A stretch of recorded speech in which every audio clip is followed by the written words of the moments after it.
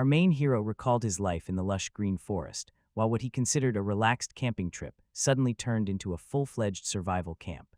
He has no idea if everything will be fine. And in the midst of this eerie setting, he was fortunately supported by a reliable skill craft gear. He just wanted to explore this world and eat delicious food. He returned to remember the time when it all began in his previous life, where he was a 35-year-old corporate worker who moved to Tokyo hoping for a life-changing job.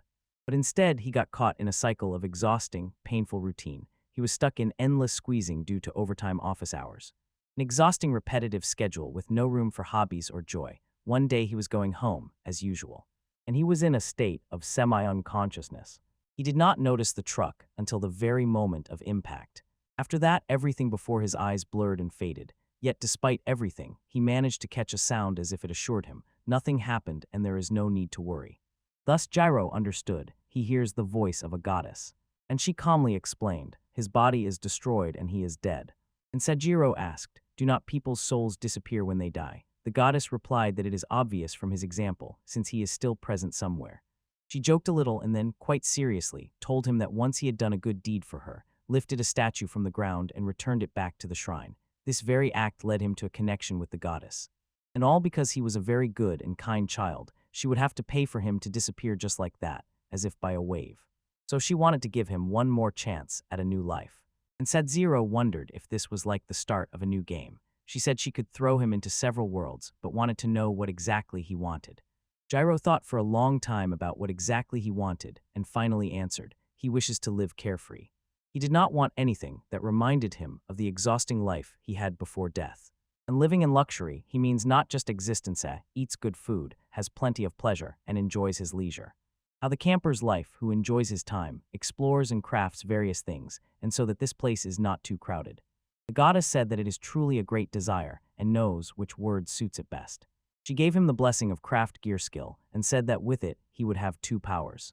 After she explained this to him, she added, he can store the equipment he makes in the subspace, keep it there, and summon it whenever he wants. Jiro thanked her for what she had done for him, and with that she immediately sent him to another world, wishing him a great life ahead. She said her name was Anna the Mother Goddess, and gave him her divine blessing, craft gear, which would help him gain both strength and happiness. She told him to make sure he enjoyed life. When she was spending the last piece of her strength on him, Sujiro did not understand why she was doing this, but the next moment he was swept into another world and he woke up in the middle of a forest. So Gyro decided to see what it was like here. And strangely, this body seemed too light compared to the former one. He hadn't felt tired for a long time. On the contrary, the body was full of endurance. He did not expect that, along with the divine blessing from the goddess, he would receive so many other privileges. And now he wanted to try the divine tool that was given to him. He activated the skill craft gear, and the next moment, something appeared in his hand from the material and turned into a dagger. Salgero realized that it worked, and even hiding the dagger was quite easy. So Gyro decided that it was cool, like those heroes from anime. Next to find where he was, and although the crowd he wanted was not there, the silence still pressed, as if no person lived here at all. He used craft gear to summon the dagger again, and it was time to set up camp and survive among monsters in this world. He inhaled and prepared to move. Talking would get him nowhere. Now he could only comprehend what was happening and what his powers were capable of. He remembers being told, his divine tool can transform, and if left far away, it will return as well. And he decided to try it immediately. He began to imagine another tool, not a dagger. And in a few moments, his dagger truly transformed. This means the goddess was right. The tool can transform into anything he surprisingly dreams of in his thoughts. And just now, he transformed it into an axe. Salgero felt cool with the shape-shifting tool, and since he didn't know how strong it was, he aimed it at the tree in front of him. And with all the strength he could muster, he struck with the axe. To his surprise, the axe hit the tree so precisely and fiercely that it broke after one blow and immediately began to fall. And even more terrible was that the tree was falling right towards him. So Gyro couldn't believe it and didn't want to die on the very first day like that. Over the panic, he barked at the tree, "Wait." And the very next moment, it really froze right above his head. So Gyro didn't expect it to actually work and still somehow survived. Salgero remembered that his second power was to fix things in place. If you were making a birdhouse, for example, you either need to press the board and fix it while cutting with the other hand, or nail it using the other hand to hold the board. At such moments, this skill would be just right. He could fix anything anywhere. And if he secures the board in space, he can simply craft things without using nails, attaching them thanks to this skill. He can also release it if he wants to, as if he could adjust time and space for any object touched by his divine instrument. Although the goddess does not consider it anything special, Sagirio knows very well how incredibly impressive the art of controlling space and time is. After her explanation, Saljero found himself again in his current situation, and he noticed his axe in the same place, confidently took it out and turned it back into a dagger, fearing its destructive power. Now he decided to make himself a staff, which would work as a sensor on uneven terrain, and checked the snakes again before moving forward blindly, winding near the bushes. At first he clicked the knife and broke it in half, and everything happened instantly as if he had cut through butter. He knew this instrument must be handled with extreme care. Then he continued and finally pulled out the baton in good shape, though with a peeling surface. He made the handle separately and then attached it to the shaft, securing everything with fixing techniques. The stick was already prepared, and he somehow wanted to test the strength of this stick. He swung it, whipping trees and walls, and this club was strong, like solid stone. He could still process parts of the staff and cancel the fix to remove the handles. And then he reconnected everything again. Now he definitely knows, with these incredibly sharp knives and axes, and with his skill to set up and repair everything. This craft equipment was truly something worthy of being called divine, and he could hold out thanks to their help. He went further into the forest. His next step is to find water, because without it people would die in 3 days. But he did not want to get lost, so he had to find a place that is easy to notice and that can be used as a landmark. He was glad that even after such a walk, he did not feel tired. Probably it is God's grace. Saljero enjoyed his freedom, but his stomach did not enjoy it at all. It was hungry. After several searches, Sajiro could not believe it. He had found the river so easily. It solved the water problem for him, but since right now he did not want to drink, he would not get water and would first build a shelter. He found a suitable flat plot, gathered materials and tied them up, securing them as needed. Next, he developed a frame and covered it on top with branches and leaves to protect from rain. Inside, he crafted a bed from branches and leaves to retain body heat because the earth would constantly take it away. With this, his shelter was completed. And as soon as he created something, he was again overwhelmed by the realization of how great the power of craftsmanship is in craft gear skill.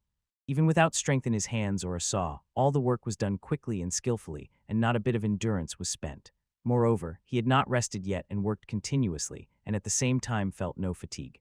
So Gyro then saw behind him a monster rabbit with a horn on its head. He had no idea whether it was dangerous or not. And as soon as the rabbit saw him, Gyro felt danger and reflexively raised a stick to block the sudden attack of the horned rabbit. Frightened, he turned on the craft gear and firmly fixed the pole in place, which ultimately froze the rabbit's position as well. The rabbit hung in place and moved its stuck horn, trying to pull it out, but in vain. Sujiro was glad that he used his brains and instinctively stayed alert. He once read that in the mountains, any animal is considered hostile. Thanks to this knowledge, he was able to calm down and immediately proceed to urgent actions right there, and the light body helped keep the pace of movements in time. He was grateful to the goddess for giving him this body, and equally grateful for today's food. The rabbit felt goosebumps when it saw that the man was praying here before eating it. Saljero looked at the rabbit, which made a cute facial expression, trying to elicit sympathy from him. But Sujiro knew he could not give in to this, and still intended to tear it apart because he himself was hungry. He disassembled the rabbit with a dagger, performing the processing procedure. Unfortunately, it seemed there was neither a poison pouch nor anything dangerous here. The only strange thing here was the heart. It was different from the hairs of his previous world. He fixed the rabbit's skin so it wouldn't spoil, and at that moment heard something nearby. So Jiro looked there and saw that it was a cute little dog. Since he loved dogs, he called the cute funny puppy and asked if it was lost. He did not think there was anyone else nearby, so this dog was lonely. He had an idea and offered the dog some meat. And after that it stank. The dog began to eat something from the box. Jiro noticed that the dog had a ribbon on its neck, which meant it was a pet. Then some sounds began to come from the forest, and the dog became alert. The dog barked once and ran away without stopping, while Jiro tried to do the same. He had no idea whose pet it could be. And pay attention, the dog ate only the heart, leaving the rest of the meat untouched. So the hum grew louder from that moment, until Jiro shuddered. And he saw that someone was standing on the branch. It was an elf girl with a bow in her hands, seemingly confused after seeing him there. And likewise Saojuryu, he had never seen an elf before. The elven girl asked him if he had seen a puppy around here. So Gyro understood she was the owner of that dog. But before he could answer, she saw the meat and decided that he had eaten the puppy. So Gyro told her it was a misunderstanding. He had nothing to do with it, and a few minutes ago the dog turned the other way. She sighed with relief and apologized for doubting him. Now she needed to catch up with the dog, so she immediately took off and rushed at full speed. He wished her luck and she went away, jumping from one branch to another. And Gyro never expected the day he would see an elf. And now he returned to work to prepare food for himself. First, he gathered the necessary materials and managed to start a fire, and making a device for igniting fire like in ancient times. And since his craftsmanship in crafting was at a high level, he managed to ignite the fire on the first try. Now he had to boil the animal hide, and he made the cauldron like this. He cut tree bark into thin layers and fastened them together, then soaked them a little in water. He also took tree bark to make a rope and tied it to the fire. He boiled some water and drank it. After that, it was time for the main thing, finally cooking the meat. He fried it on a stone slab, laying smoldering, smoking pieces above it. Making the slab was not difficult, because he could even cut stone with a dagger. After the meat was well fried, he placed the last dish steak on a wooden tray and prayed before eating. The meat was tender, it was easy to cook, and as soon as he started eating, a few chews were enough to feel that wonderful taste of niru all over his mouth. And everything from the meat juice to the tenderness was perfect, better than any meat he had eaten in previous work. He cannot stop and keeps eating while cooking more meat that he has. Gyro ate his fill and did not even think about saving at least some meat. Then let him try all the parts. The moist airy silence of the forest, the warm heat of the campfire, and the crackle of the flame, and no one interferes. He had been waiting for this moment and wondered how much time had passed since food was fun again. Now, having eaten his fill, he still eventually hid some meat, and it should last a long time. He recalled survival methods in the wild, provided there is a place to keep body temperature for several hours, water for 2 days, and food enough for some time. If these conditions were not met, the chance of dying in the wild was too high.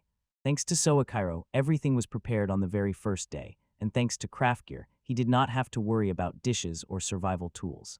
Then he heard barking, and he saw that it was the same dog he had seen earlier. He wondered why the dog was here, so the elf girl still could not find him. Aha, the dog was definitely cute, and he wanted to adore it. And it seems the dog somehow became attached to him too. He slowly reached out his hand to the dog, and it sniffed him and remembered that scent. After that, he asked if the dog wanted more meat. While it was eating, Seijiro decided to help the dog find its owner. For now, he fell asleep, and the sweet little dog was sleeping on his chest. The next morning, Seijiro remembered what exactly he needed to do on his second day in this world, including the fact that I am looking here for the owner of this dog. On the way here, he tore off dagger marks nailed to the trees so as not to lose his way. By the way, as soon as he thought about it, the elf girl was alone, and this made him wonder if there were other elves nearby. Soon the dog with sharp ears caught some sounds, and jumped down from Seijiro's shoulder, then started barking randomly. Seijiro did not understand what had happened. The dog took off running in a certain direction, as if wanting Seijiro to follow him. Gyro followed the dog, listening carefully to see if something bad had happened ahead. And when he looked that way, a roar of a beast echoed from there. So Gyro decided that these roars meant a fight, and that the sounds were not like an ordinary animal fight. He realized only that elf girl stands against these monsters. He went towards the sounds, and as soon as he ran there, he saw a large bird was fighting with a small shadow. The sharp claws of the bird aimed at the small figure, and the elf girl used magic to counterattack the bird with a fire spell. She thought that in this situation fighting was pure pain. Salgiero waved at the bird to distract it, and the bird took the bait and lunged at him. He transformed the divine tool into a hammer and threw it at the bird. He thought he would fix it on the spot the moment it touched the bird. But just as the hammer lunged forward and hit the bird, the strike was incredibly strong and the bird was thrown far back. Suzjiro tried to fix it on the spot, but before he could activate the skill, the bird was already dead, while the hammer still remained suspended in the air. He was repeatedly reminded how dangerous this tool was, so he had to get used to its power. The elven girl greeted him and admitted how impressed she was that he defeated the Storm Griffin with a single blow. Salgero said that a day had passed since they met, and the dog went too. She returned back to him, and it was wondered, what is a person doing in these forests? Did the god of war descend here? While she spoke, all Sujiro could notice was her naked body, covered only by a thin towel. she claimed that during bathing she was attacked by a griffin. Sajiro apologized to her for interrupting and said that he was just a man. But she does not think so, because no ordinary person could pull that off. Saldiro said that it was just too much for her. And above all, he wanted her to throw his jacket over him to cover up. She thanked him for his attentiveness, and she was also uneasy. She was nervous about her condition. The elf said that she had no weapons because she was bathing, so she was gentler and sweeter when that monster attacked. He was a true salvation, and she wants to repay this debt. He did not object and told her that it was actually all thanks to the dog here. She brought him, and also helped him sleep warmly last night. The elf girl remembered that this puppy was abandoned by his parents, and she picked him up, and how unexpected it was that he was the one who saved her. She called the puppy a lucky talisman, and now she introduced herself. Miss Ja, a high elf who lives in this forest of the divine tree. She asked him who he was, and our protagonist introduced himself to her again, adding that he came to this forest only yesterday. After that she went for her things and weapons, and after changing clothes, Salgero told her that she was beautiful. Miss Cha blushed and asked if he was not the type of womanizer, or something like that, since he so skillfully chose his words. He told her that he was simply honest, and then she thanked him.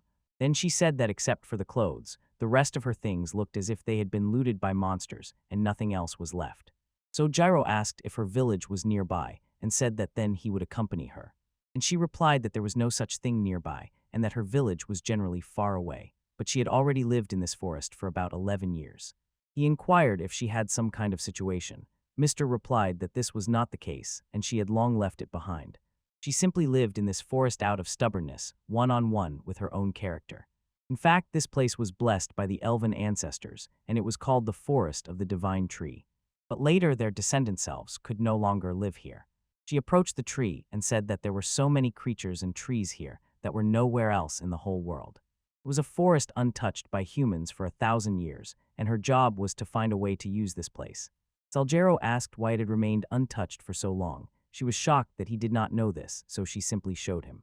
She tried to stick a short sword into the tree, but only a thin scratch remained. Misha showed him that the trees here were as hard as stone, and with monsters and plants, too strong compared to ordinary ones. They say this forest was created by the ancestors of the Age of Gods, and once it was nourished by divine treasures. But the greedy plundered them during the Age of War, and over time, everything was lost. Salgero was kind to the curious, so he took a dagger and tried to scratch the tree like she did, but the dagger passed through it as if nothing had happened. It happened so mundanely, as if such a thing were ordinary. Missia also tried to stab the tree with her dagger, pouring maximum force into the strike and still maintaining a poker face. Salgero understood. She is trying to show her strength. And when she could not do it normally, she refused to use full force and desperately pushed the dagger. And even after that, she managed to stick the dagger into the tree only 1/3 of the way. In contrast, Jiro's dagger was embedded all the way to the end.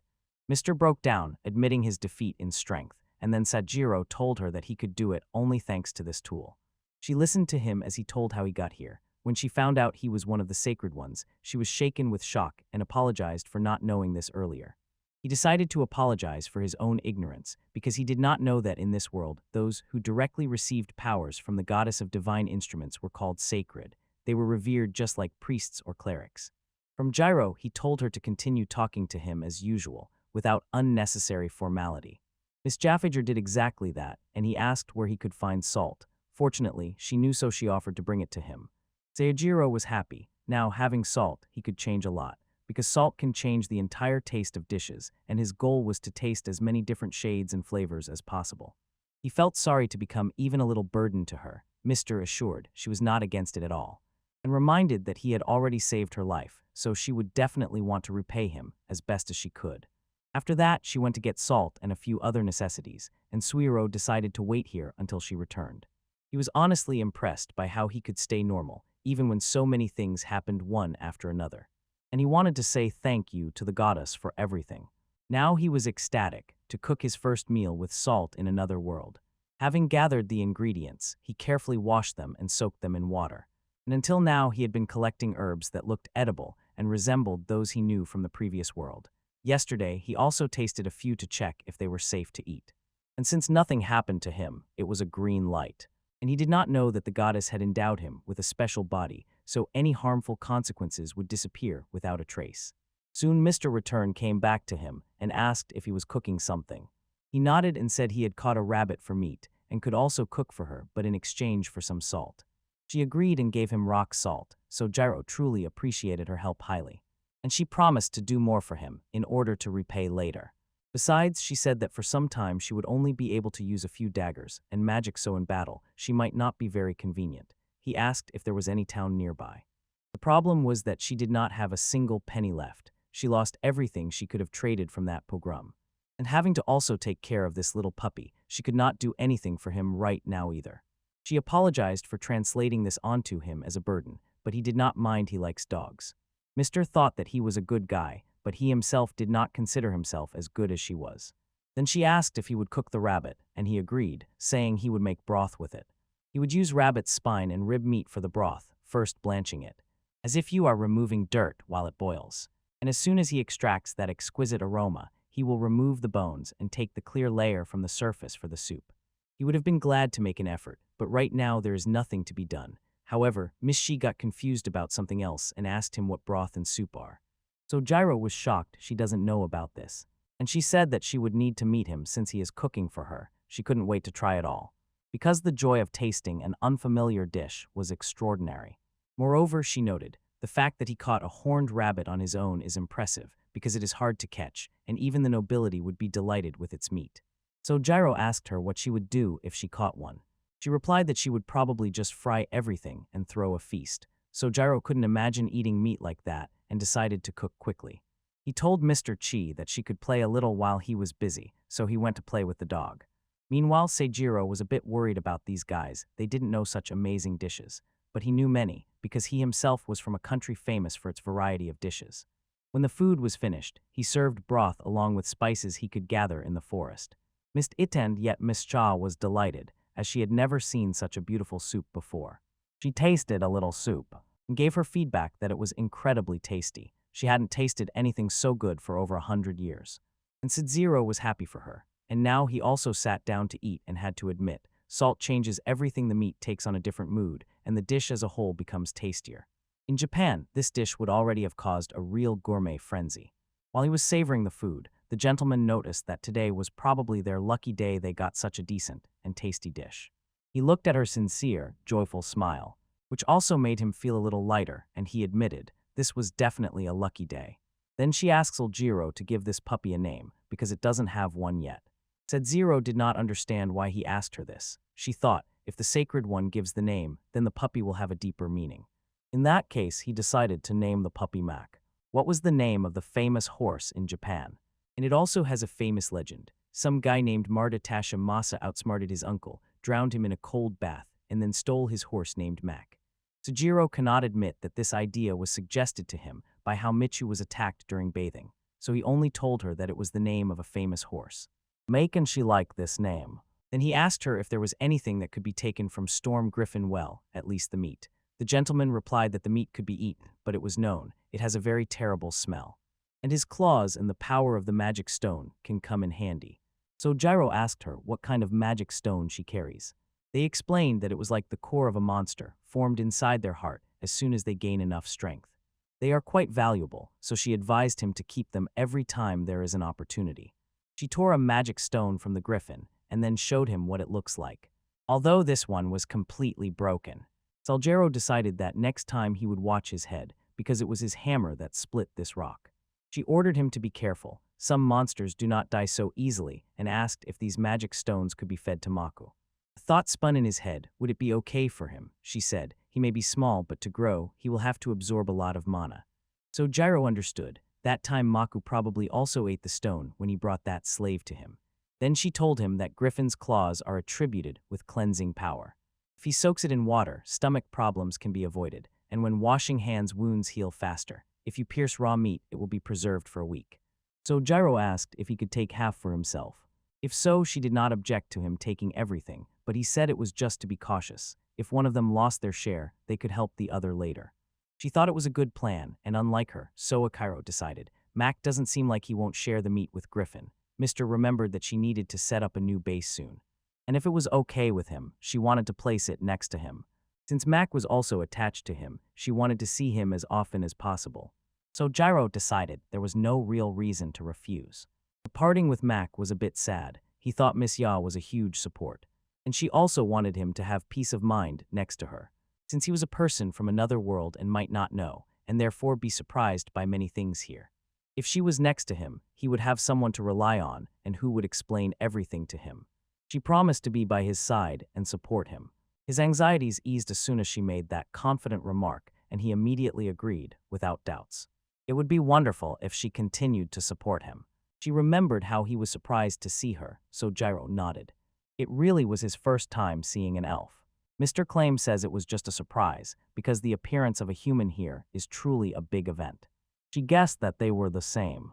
They laughed together, and Sajiro had no idea how much time had passed since he last laughed out loud like that. She thought that in this situation, it was much better than being alone. And Saldiro came to mind again. He really was reborn and also found a true friend. Everything changed so sharply that he still hadn't recovered, and he wanted this moment of happiness to last at least for a moment. Because of the unpredictable future, he hesitated. He was afraid that something would happen at any moment, and that these good times would not last long, as in his previous life. But he wanted to trust her and ask her to be by his side. He wanted to accept these changes slowly, to live this life to the fullest. She agreed without any doubts. And Mac was also there to make their happy moments even more pleasant. Later, he recalled everything that had happened so far. Mrs. Base was destroyed by monsters. And he did not want to return to the shelter he had made himself, because it was temporary anyway. They found a good place and decided to build a new base, and she took to inspecting the surroundings, looking for monsters and setting up repellents, asking him not to cut down any trees with markings. He suggested, let her first build a building as a center for magic to repel monsters. She asked if he was sure, because that was the hardest part, and he assured her that it would be easy to manage thanks to divine tools and help, and that the two of them could build faster. She decided to agree with his proposal and asked to be told if she could do anything. She looked back when she left him at work, and now he took on the first task, leveling the ground. He dug the ground with a shovel, and thus the foundation was successfully laid. Now he needed to gather building materials. So he reached the tree and first made a notch it was supposed to determine where it would fall. But since he was not yet used to the too heavy axe handle, he eventually cut it through from the upper turning point, which eventually caused the tree to fall right towards him. He stopped it with his skillful dexterity and continued gathering more wood, training at the same time. When Mystic returned, she was surprised. He had already dealt with the logs, so she wondered if he had used magic. He told her that she was the only one among them who possessed magic, but Mystic did not believe that even with magic she could do that. She was nervous and wondered if there was anything she could really help with at all. Then he asked her to help him carry the logs to the camp. So Jiro and Miss Cha together dragged the logs and stacked them all in the place where they were to build the house. She asked what was next, and he replied, first they needed to build the entrance and then construct the sides from split logs. While he was doing this, he hung the logs in the air to use his ladder, and she thought it was both strange and funny. Sujiro himself found it funny, like some kind of bug in a game. Next, he assembled the ceiling of the house, laid the logs, and covered them with sheets of bark. He also added some materials to reinforce the roof, thus completing the entire house construction process. Although he did not think through what to do with the lighting, it was dark here. Mr. helped him by using light magic, and he wished that he could use it too. Mr. noticed she hardly felt any magic in him, so it seems he is generally unable to use it. After that, Desiro looked down, and she reassured him. Using divine tools is quite a useful thing. Next, I punched a hole in the house and stacked stone and soil to build a fireplace. That way they could warm themselves by the fire and also cook without going outside. After that, he dug a ditch around the house to divert rainwater elsewhere and decided that for now that should be enough. Mac came to play with him, and as soon as he saw it, he decided to take a break and tidy up for now. After he dealt with himself, he rested by the river, enjoying how his feet dangled in the cold water. Mr. called him to the spot and said that she found good soil for further construction. Since they were going to build 2 houses, they needed to move quickly. But before that, she decided to take a break and sat right next to Seljiro. So Gyro couldn't take his eyes off her beautiful legs, while she was playing with the water and saying she would do everything possible to help him. But he thinks that only her magical glow helped incredibly. She doesn't think so. While Sejiro was thinking that light is better for brightness in any case than a campfire, he still didn't want to make her feel guilty by doing almost all the work alone. She said that doing things together with him is incredibly fun, and at that moment whispered his name very close, which created a bit of tension in Sejiro's heart due to such close distance. and it turned out that she only wanted to say one thing. This is a wooden spatula for the first time. He corrected her. It's not a spatula, but a shovel. But what does she know? Shovels look like small hand tools. He told her that actually it's a scoop, so to speak. To fix something, the scoop had to be a shovel, and the shovel a scoop. She clearly wanted to figure it out, but Sujiro found it funny and quietly chuckled. She hid his head, laughing at him mocking her, and he couldn't hold back, and he decided that they probably have different names for tools depending on the region. After that, he told her, it's time to get to the soil work. He mixed clay, dried grass, and sand with water until the texture was right to mold a rough mixture, then applied it to the exterior walls of the house to seal the cracks and keep out drafts. For now, he crafted temporary doors from a sheet of bark, and with that, he finished work for today, leaving them 2 houses to spend the night.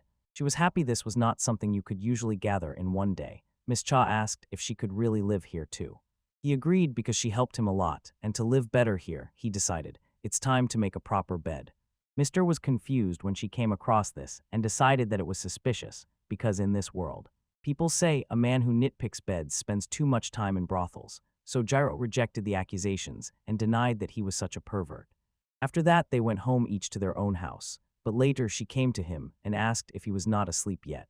So Jiro was and let her in. She came because she forgot to turn off the light and decided to do it since he was already asleep. So Jiro still wanted not to go to sleep for a willing. This pushed her to think that he was up to something. He replied that nothing special, just something that, in his opinion, he had to say. Saljiro was carving a statue of the goddess, and Misha asked if this was the goddess he had met.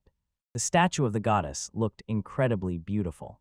But Sakiro remembered he had never seen the face of the goddess. He only felt how his hands moved when he heard her voice. Mr. then understood from his interpretation as much as he could, but it was still wonderful, and she thinks that the goddess will remain satisfied. He hoped, and then Mr. asked if he knew the name of the goddess. Sakiro replied that it was Anna, the mother goddess and the founding deity. You tried to remember her name, but could not. You had never heard of her before. She wondered if the elder elf knew something. Saldiro said something else, the same thing the goddess proclaims. She used her last strength on him. Because of this, he thinks that if she had chosen someone with more ambition, maybe more people would have known about her. Saljiro thought that his desire was a trifle, so he was even more confused. Was he really the one to be blessed? Miss just felt his doubts and said that the goddess was probably powerful. When Sajiro asked why she was, he answered, the reason is that instead of ambition or glory, the goddess chose his kindness. And she probably always made exactly such choices.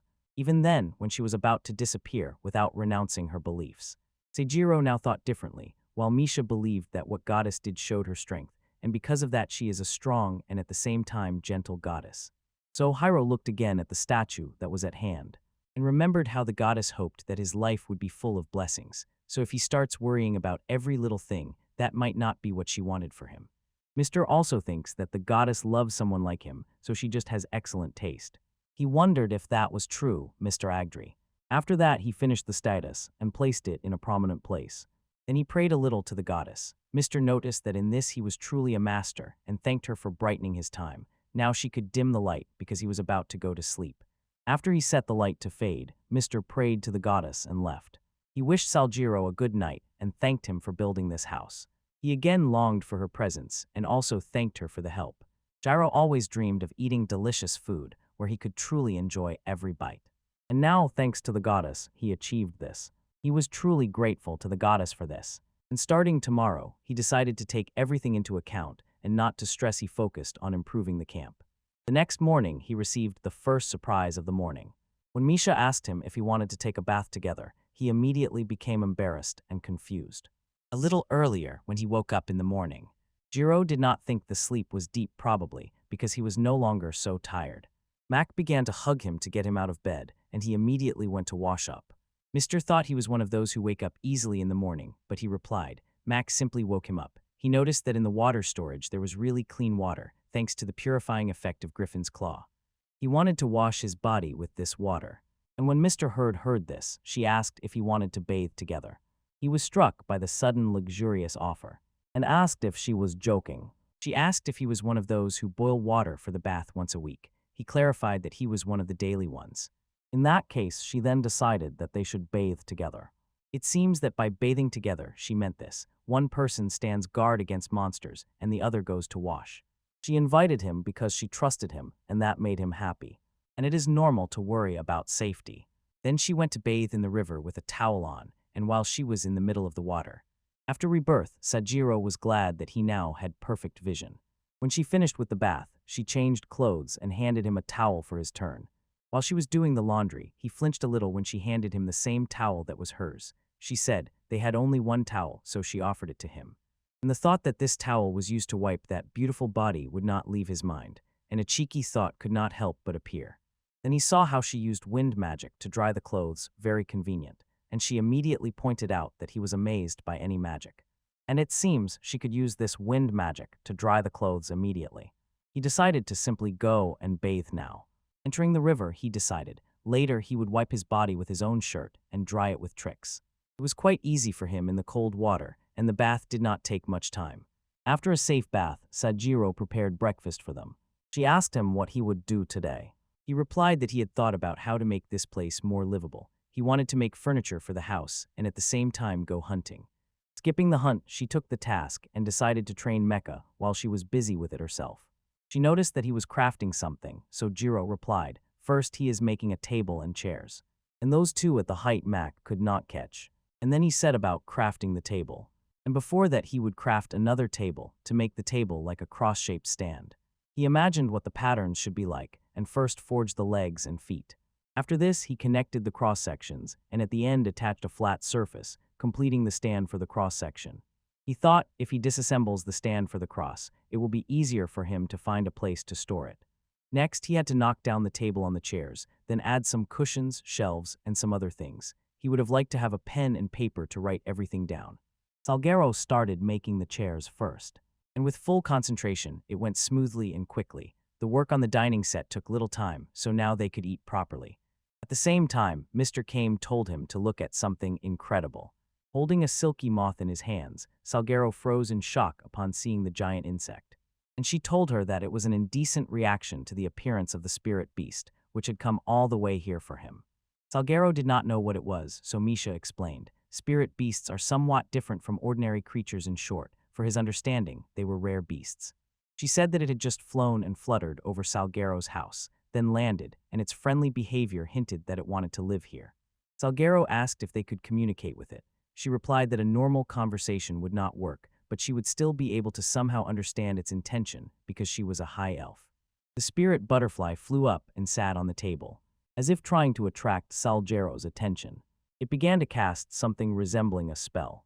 Threads started to grow from it, and the moth wove them to create a fabric.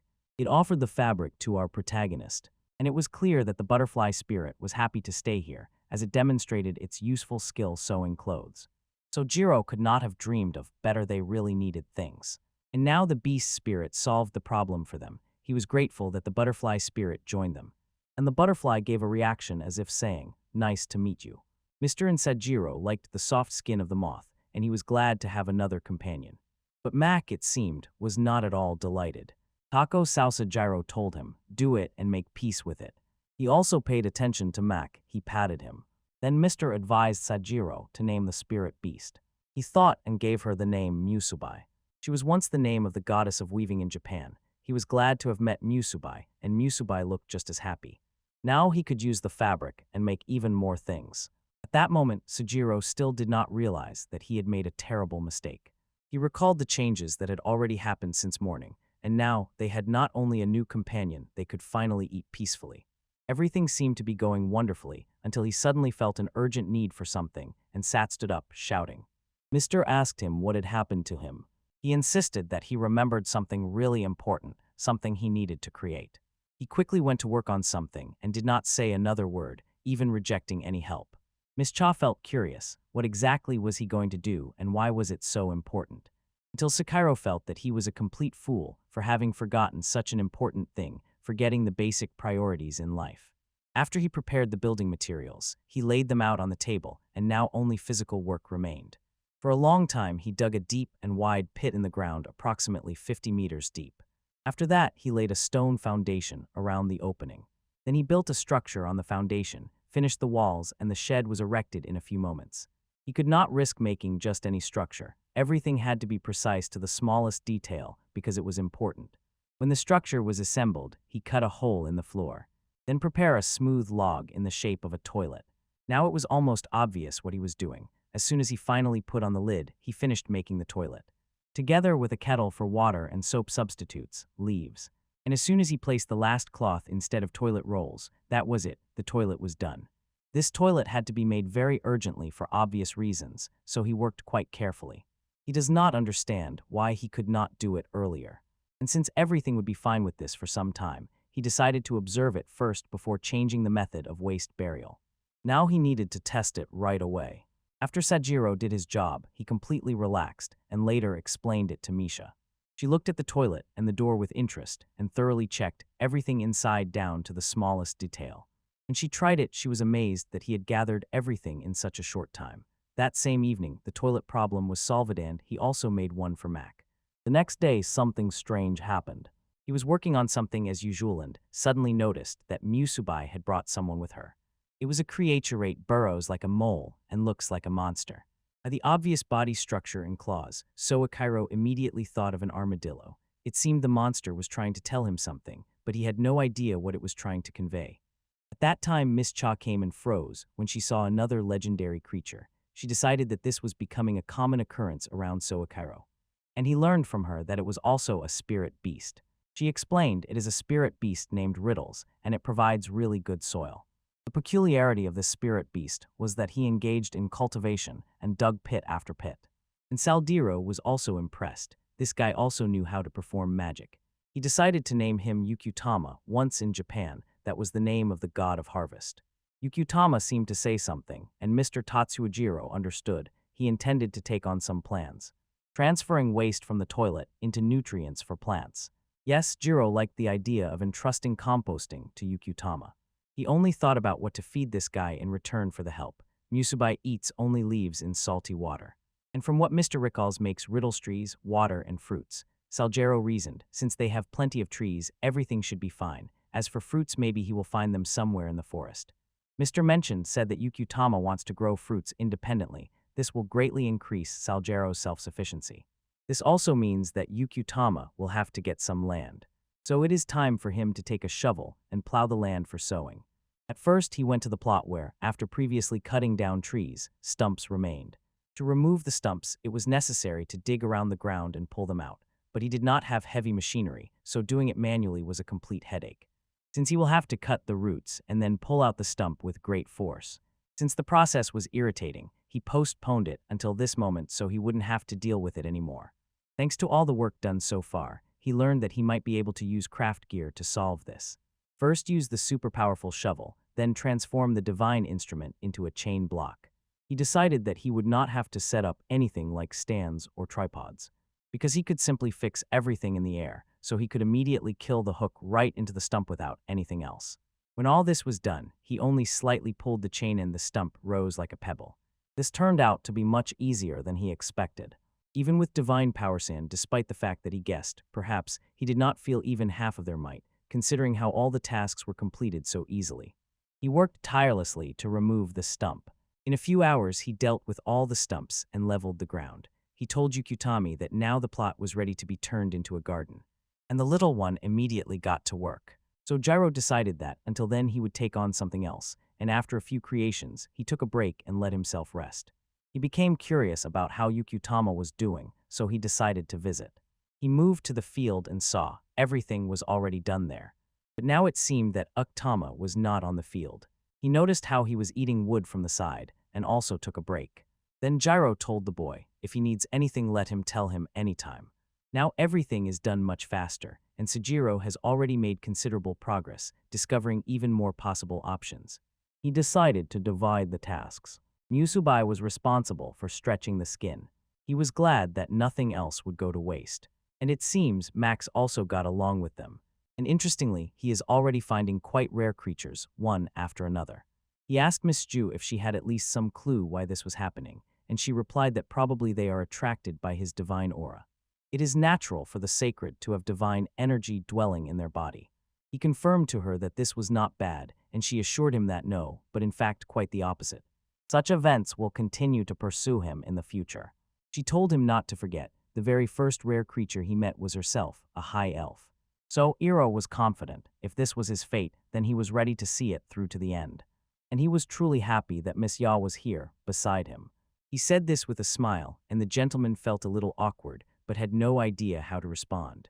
Salguero also thought more in their direction, so the food was supposed to turn out tastier. Later that same day, Misha actually tracked down a huge demon Naga for them and claimed that she had supposedly stumbled upon this monster by accident and destroyed it. Said Zirio liked such a life, pure luck one after another. Meanwhile, in the Adventurers Guild in the city nearest to Forest, a person in a dark hood approached the reception desk. The reception asked them to show the guild machine, and after inspecting the machine, her eyes were wide open with surprise, because in front of her stood a famous name, Giano from the Black Sea Wind's Triumph. His loud voice caught everyone's attention around, and they did not expect that the legendary Yano in person would turn out to be such a small, slender creature. But appearances could be deceiving. This person was a personal mage of the royal court. They wanted to understand what she was doing here, and at the reception they directly asked the same, what brought Yano here. Yano stated that she was now heading to the forest of the divine tree. The next day Sujiro noticed that the salt was running out soon, so he asked Monsieur where she got it from. She collected it downstream and wondered if they were going to keep gathering something. They should stock up not only on salt, but also on other things. She said that downstream there was actually a human town, so he also needed to go. So Gyro did not know about this town until today. Miss Gem recalled that she always collects everything here indiscriminately, then sells it in the town and buys things with the money earned from trading. As soon as she mentioned the city where there is also pepper, Sajiro was eager to get there at any cost. Since obtaining pepper was just as important for his future dishes, but he does not think he has anything to sell. She said everything would be fine considering that it was him. So they decided to go down the river to the city, taking Musubai with them and leaving Yukutama and Mac behind to look after the house. On the way, she told him that it usually takes 3 full days to reach the city, so they would arrive on the morning of the 4th. So Gyro thought that was definitely a long time. But the gentleman did not think so, because high elves judge time in their own way. She felt something and told him, a monster is coming from the right, it will appear in a few seconds. Thus Gyro knew the road to the city would not be the same, and they were attacked by a horned rabbit. Sujiro prepared with a hammer, but then the rabbit was already broken by a thread shot from Musubai. And both of them had to admit, spirit beasts are truly incredibly strong, although they look fluffy and cute. On the way, Misha could catch any monsters approaching them and assure that they would not be caught off guard by a crowd at once. They cautiously moved forward. During the fight with the monsters that they could not avoid, they could not retreat. Then she throws a huge one next, and warned him to be as careful as possible. This time it was a serpent-like monster with 2 heads, and Salguero was more afraid, trembling with fear, as he saw how gigantic it was. He held back the nervous beating of his heart and prepared to act according to the plan. First, he would attract the monster's attention. While it was distracted, Misha would jump out of the blind spot and cut off one of the monster's heads. As soon as one head fell down, its role was over, and when the serpent lunged at it with the second head, it no longer had to do anything. Since it was Salguero's role to smash the other head with a blow of his hammer, he was lucky. He hit the target directly and called the hammer back into his hands again. He went around the body of the snake monster, thinking that this time would be faster than he had imagined. Suddenly, the rest of the snake's body lunged at him in an attack, and he barely managed to fend it off with his divine instrument shaped like a bar. Then he struck the snake's body with the stick and immediately activated the attached skill. Now the snake could not move, and this was supposed to ease the process of defeating it. Fortunately for him, Misha had warned him about this in advance, otherwise he would have been gone already. The snake monster was dangerous even without its head. She looked to see if he was okay, and he asked if she was all right. She confirmed that it was her and indicated the snake's head was recovering, regenerating. They crushed the snake's head again, and the monster finally died completely. Misacha could not believe they really did it. And the fact that they managed to do this while keeping the whole snake's body intact, except for the heads, was simply impressive. He decided if the snake did not go even after all this, it would have to be cut into pieces until it no longer regenerated. Mr. jumped for joy because the magic stones and bile sacs from Venom's snake cell sold for a high price. Therefore, Gyro did not think she cared so much about keeping the snake's body intact for this very reason. And she said that it was a short way for them to get materials for further trade. She still warned him there will be even fiercer monsters ahead. He tensed and followed her example and, together with her, fought various kinds of monsters, even during the day. Regarding sleep, he knew the best place to sleep in the middle of the forest is to set up a hammock.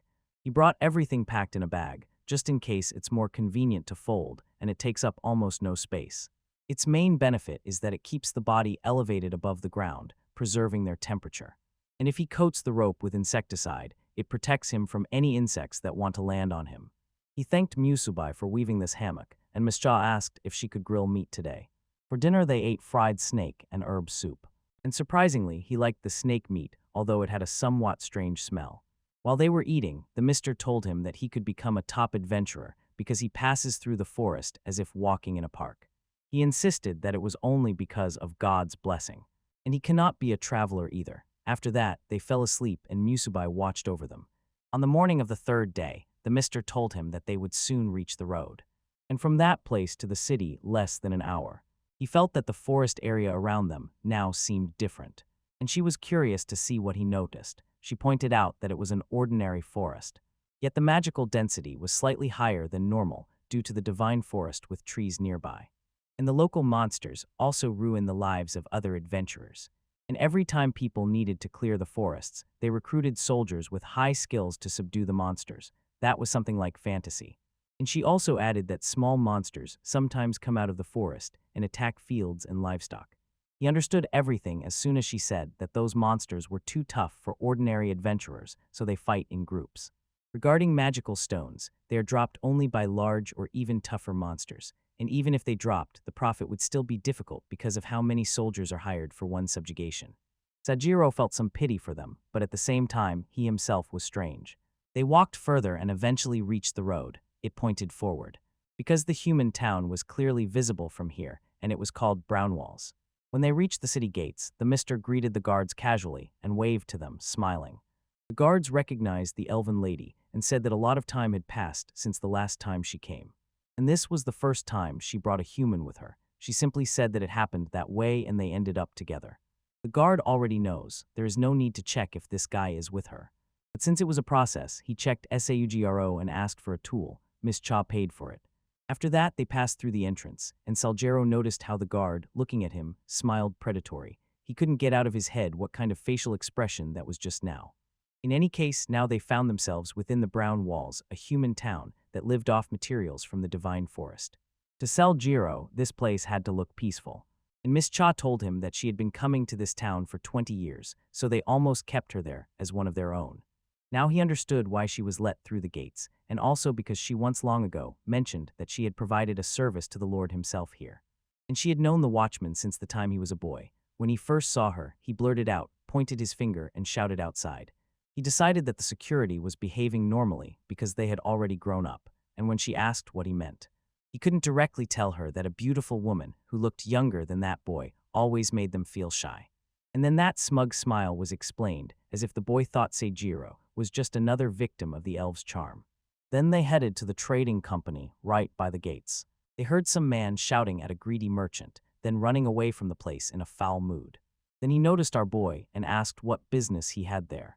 So Jiro was nervous until Miss Cha asked that boy if he was going to fight again. He trembled when he saw the man with tricks, so he just wished the boy luck and took off. At the same time, someone jumped out from behind the trade guild, cursing that worthless artist and nodding at the dark-haired one mentioned earlier. This time it was some senior merchant wearing a cap and glasses. He recognized Miss Cha at first glance and thought she had come too early this time. She said the circumstances had changed and she now needed some supplies. The man understood. If so, then he noticed the man whom she had brought with her. Next to him, completely in shock, he covered his entire face because the elven lady had never brought anyone else with her in the last 20 years. He was pleased to meet our guy and introduce himself, Dolaro, the head of this trading company. Saljero also introduced himself immediately after that. Dolaro asked what exactly his relationship with Misha was. He promised a discount if he answered honestly. The mister called out to Dolaro, ordering him to step away from Sajiro. Dolru asked them to come in and sit down before they started talking about business. She showed him all the goods they had brought this time. And thanks to Misha, the deal went smoothly without a hitch. Moreover, Saldru received cooking utensils and a bunch of spices such as saffron, pepper, garlic, and many more. Then the boy with black hair, the same one, came closer and asked if he had finished shopping, and Jiro remembered he was the artist from that time. Earlier, when this boy introduced himself as SCDIC, he inquired how the matter went. To this, Gyro replied that everything went well without any problems. Sedek asked if Saljero lives in the forest of the divine tree. So Gyro asked if there were any problems with that. He didn't know if he could stay here. Sedek assured him there were no problems, except for the part where no one could reach that forest because of its difficulty, and even lordly rights could not be claimed on lands where their power did not extend. Saljero was glad to hear this, but Sedek asked in surprise how Saljero lives there. Because even to cut down a thin tree, one had to swing an axe for hours. And monsters make it even more difficult just entering there from the very beginning. So Jiro replied that he can just cut down trees normally, and he succeeded. He managed on his own. Sedek was glad and said that in that forest the trees are above top-level lumber. Saljero did not know how they differed. From his words, Sedek understood. Seiro had not yet tried selling charcoal. Seiro replied that so far he had been selling magical stones and materials from monsters. This sparked Sedek's interest, and he decided that Seiro seemed like a strong adventurer. Although he ordered him to be careful, because recently the most dangerous mage in the country arrived here. Even the guild was recently in turmoil. Usually those who go through the Divine Tree Forest come here, and this was the first time such a big shot, that mage, visited here. He advised Seijiro to seek help from the Travelers Guild if he found himself in trouble, and finally, he seemed to want to find out what exactly Sagario wanted to do in the forest. So Akiro remained steadfast and replied that he needed nothing special, just to live, savor delicious food, and rest there. He answered as if everything was decided, and at the same time was joking. He won his point in the negotiations and returned back. Sedek disappeared, and Sajiro tried to look around in search of him. The mister asked what happened. He replied he just met a good person, and that was all. Meanwhile, in the trading guild, Delero sat with a stone expression and muttered that the elven lady was increasingly drifting away from reality. And now she had brought such a man with her. Sedek entered his room and asked if Delero needed any advice or something like that. Delar reminded Sedek not to barge in like that. He would come to Sedek himself because it would set a bad example if some lord appeared here so easily, disregarding his position. Turned out that Sedek was actually the Viscount of the city Brown Walls, and he did not consider it necessary to maintain a senseless dignity, better to take on truly important deeds. And he simply decided that it would be interesting, so he came anyway. Now when he asked what really happened, Delero showed him the things he received from the elven lady and her companion. These were truly high-quality magical stones of enormous size, along with the gallbladder of a giant poisonous snake. Delero thought he wouldn't be able to simply sell such top-tier items. And they also said that the gallbladder is a cure for all poisons in the world. The beast-taming ritual, which would take not just a few nights but dozens, and if Delero didn't set a price corresponding to that value, it wouldn't be profitable. Even part of these materials turned out to be too expensive. Sedek decided, if it's not for a noble, then no one else could redeem these materials. And even for Dalero, it didn't seem like he could buy it, even if he sold his entire stock. Halero scolded him for being unserious and said, "So far, I have given them everything they need, but even after handing over so many luxurious goods, the value still doesn't add up." And that guy told him to keep this difference to himself for now, because later, he would rely even more on this city. Delero can't believe it. Now he has a debtor, and that one is worth more than his own life. Sedek was stunned by Sajiro's actions, hinting that he has wisdom in trade. Delero also paid them some cash, but they said, let this money just lie here, deposited, because on the way back it would be extra baggage for them anyway. So Delero gave them a document of ownership. Sedek could not hold back laughter when he saw what Delero had done to make him take on the debt. Sedek nodded, that's right, and just think he made a promise to an elf who, they say, keeps promises for exactly 100 years. Sedek thought that Sajiro was probably quite a character, to be on equal footing with a high elf and yet manage to make Delero his debtor at the very first meeting. For some reason, he felt that everything would go differently from now on. And Delero thought so too, because the elven lady usually comes once every 1 or 2 years, but this time she appeared earlier and even sold more goods than usual. This means that the guy might be helping her clear the forest of the Tree of Glory. SETTC really cannot know for sure, but he was sure Seijiro is at least stronger than Sedek, since he was able to bring magical stones of such quality. And in the case of a small chance, he might even turn out to be stronger than an entire army. He might not have looked at others, but there was more to him than just an attractive appearance. And he was also told that Sajiro chops trees every day in the divine forest of trees. At first, he thought it might be a joke, but after seeing the current situation, it increasingly seemed to be true. Delaro thought Son did not expect that at his age he would be seized twice in such a short time by real fear. For first, that dangerous mage wandered into the city said he had the power to sink an entire ship. Fortunately, she immediately went into the forest and caused no problems. The name of that mage, Yano from the Black Sea, was known, but no one was clear about what she intended to do in the divine forest massif. Sedek lost his chance to ask her about it, and as a lord, he feels as if a small bone got stuck in his throat after these events.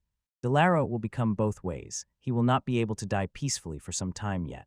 But Sedek was ready to make him work, even being undead. Meanwhile, Mr. Told her that she would act according to the plan. Gather some rock salt and other things before setting off back home. And Sajiro will initially return to the base together with Musube. They both wash the dirt off each other, and each asks the other to be careful. And on the way back, Soakairo has a place he initially wanted to drop by. But Ion, a dangerous mage, seems to have already wandered in the forest, and on the very first day came across the hideout made by Seijiro. Sejiro remembered what he secured in a certain place with his own skill will remain there exactly as it is forever. Until he releases the power, he needs to return to the shelter he made for the first time and release it. He must be responsible with this colossal power, because with great power comes great responsibility. Meanwhile, Miss Cha set off on her own journey hoping to finish quickly and return home to eat Salgero's warm food. After 2 days, Sejiro arrived at the refuge, and for some reason this place resonated with nostalgia in him.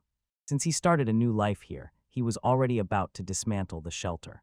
When he noticed something was wrong, because inside the shelter it was strangely dark, Musubai suddenly pulled him back, and he could not understand what had happened. He was already beginning to think that Musubai was afraid of the darkness hiding inside the shelter. Then he felt a presence behind him and immediately grabbed the hammer. He saw a bear monster. It was really huge and Salgero, and he immediately understood this was an aggressive monster. The bear rushed at him, and he just stood still firm, ready to fight back in battle. But when the bear was very close to him, suddenly someone cast dark magic, distortion of shadows, and something strange. Tentacle-like hands, molded from dark magic, burst out of the shadows. They bound the bear's movements and said Jiro could not understand what was happening right now.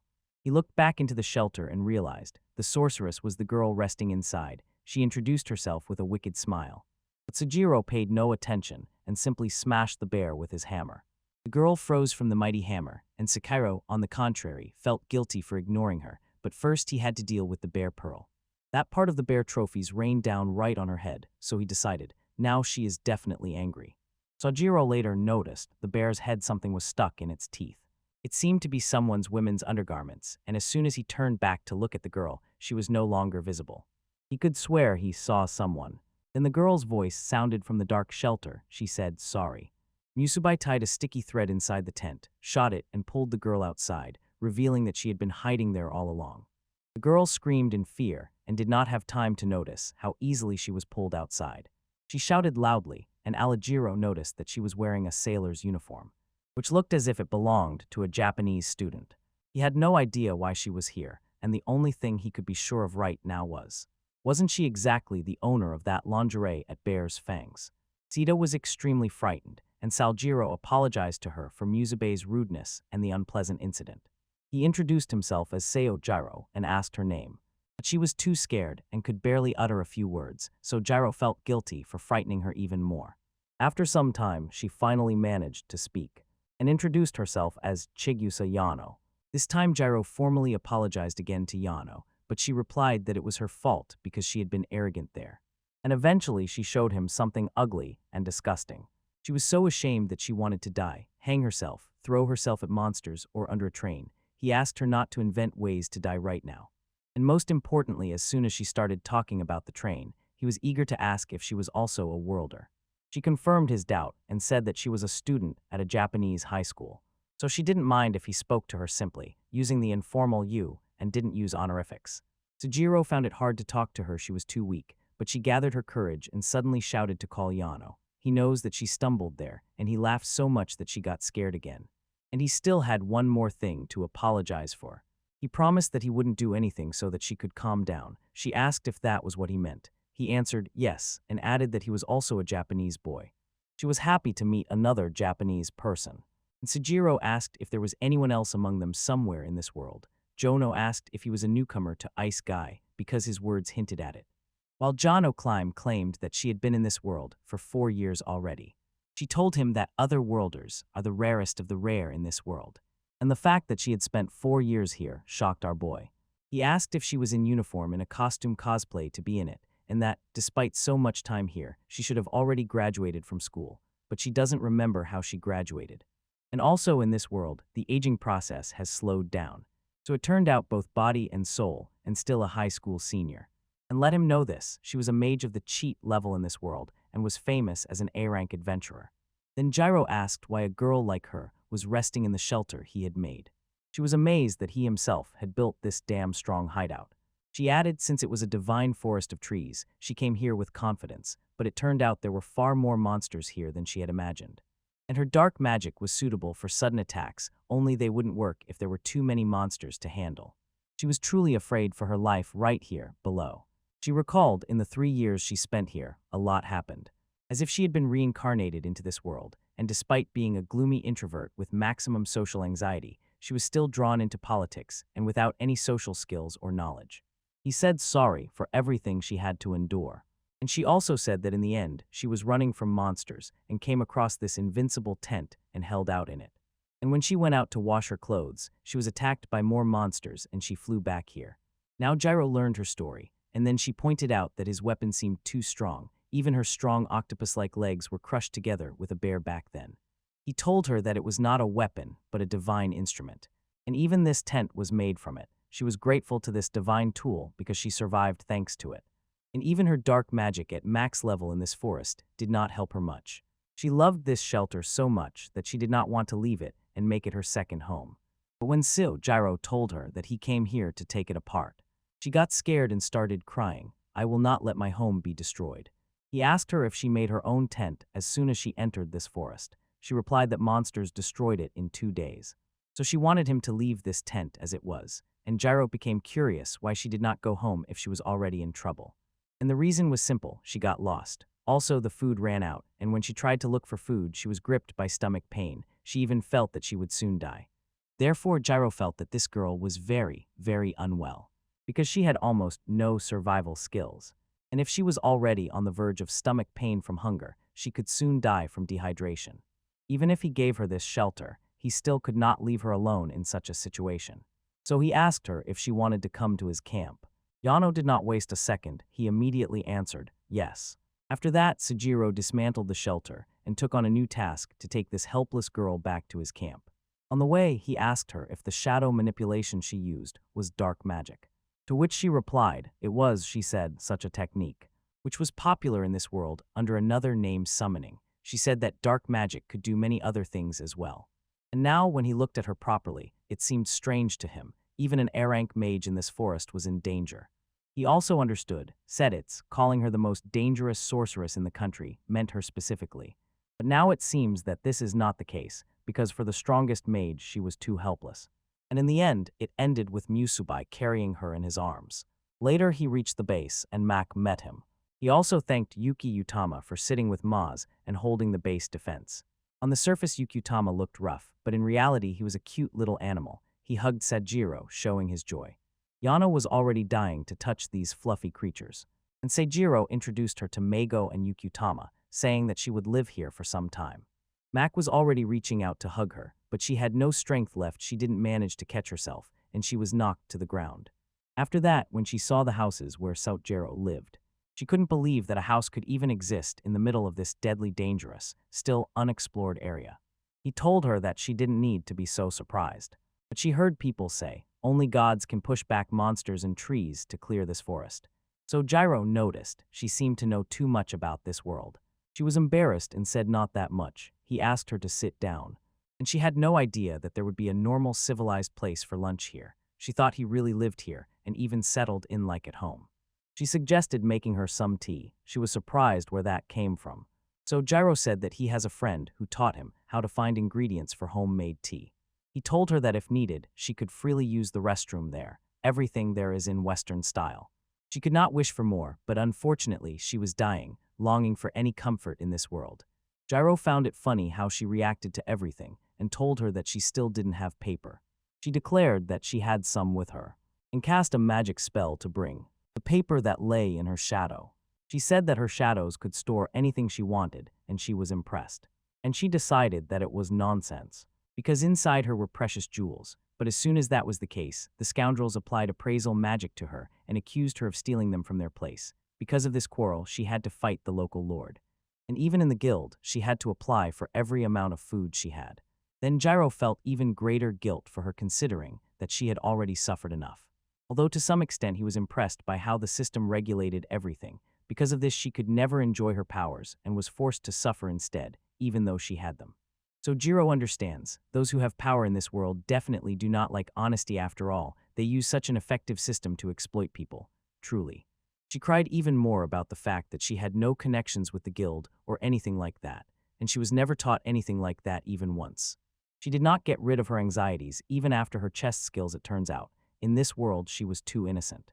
He wanted to lift her spirits, so he changed the subject and said that an elf also lives here, and she would return in about 3 days. And since she is a woman, Hiano does not have to be on alert, and Miss J will be able to escort her back to civilization. Ano shouted that she did not want to return to that hell. And she hated this world. There she would again have to worry about being chased, or dive into dungeons to earn money, while the guild treats her as an annoying obstacle. Salgero recalls being in a similar situation, and understands exactly what she is feeling now. In his past life, he was simply bored working a job with no future. And when he was still a fresh graduate and knew nothing, he simply believed everything he was told and kept working himself to exhaustion. But his efforts were never rewarded, and he continued to swallow injustice. And he dared to take a step, changed jobs, but found himself trapped in another, no less dead-end corner. Eventually, he reached a point when he no longer knew whether he could trust his boss or colleagues. He hated society and hated being a part of it. But what about that poor girl? She was thrown into all this at an even younger age than him. And finally she complained that she could no longer even taste food. Now eating was simply painful. This touched Seo Gyro, and he told her that she could also stay here. He wanted to pull her out of that tasteless life, and promised to build a house for her too. She asked if that was really normal. He confirmed that everything was really fine, but she would have to help them all as much as she could. She asked if that meant being a footrest for him, or a chair, or something like that. He denied everything, but she believed that her only value was these skins and bones, and she was also too lowly. He asked her to stop trying to be furniture, and to make her understand that her magic was incredible. And he saw it when she stopped the brown bear and hit the shelter completely. These were things he could not do himself, and could not keep, just like keeping items folded in the shadows. And yet she really was incredible. And when she was told this straight to her face, she could not hide a smile, although she assured with words that it was not such a big deal. Sujiro noticed that she was a real weakling. And he told her that he could not use magic at all, so he was sure she would become much more useful to him. And if she was okay, he would want her to stay here as long as she wanted. She was told this and she literally shone. Tears appeared in her eyes as she promised to do everything possible. After that, he brewed her tea. She decided that she could stay here, sit in the darkness, not burning alive from enemies. He told her to first wait for another resident in elf and learn from her. Yano asked if she was a dark elf or something like that. He forgot to say that she was actually a high elf. Jano felt holy light pouring from him. It seemed Salgero was too bright in everything, no matter how you looked at it. Then he was going to prepare dinner and asked her if she wanted to help. She wanted to help because he was going to cook food for someone like her. Sujiro was also glowing because he wanted to immediately try the new pot he brought from the city, while Yano was inspecting the herbs and garden. He cooked fish he caught from the river and added herbs along with salt to the cauldron. It was a camp dish he learned to cook that brings out the taste of the fish. Yano carefully watched how the food was being prepared, and it was her first time in 4 years to see real food. So Gyro felt that there was much more to her story, so he asked her to tell him more while they ate.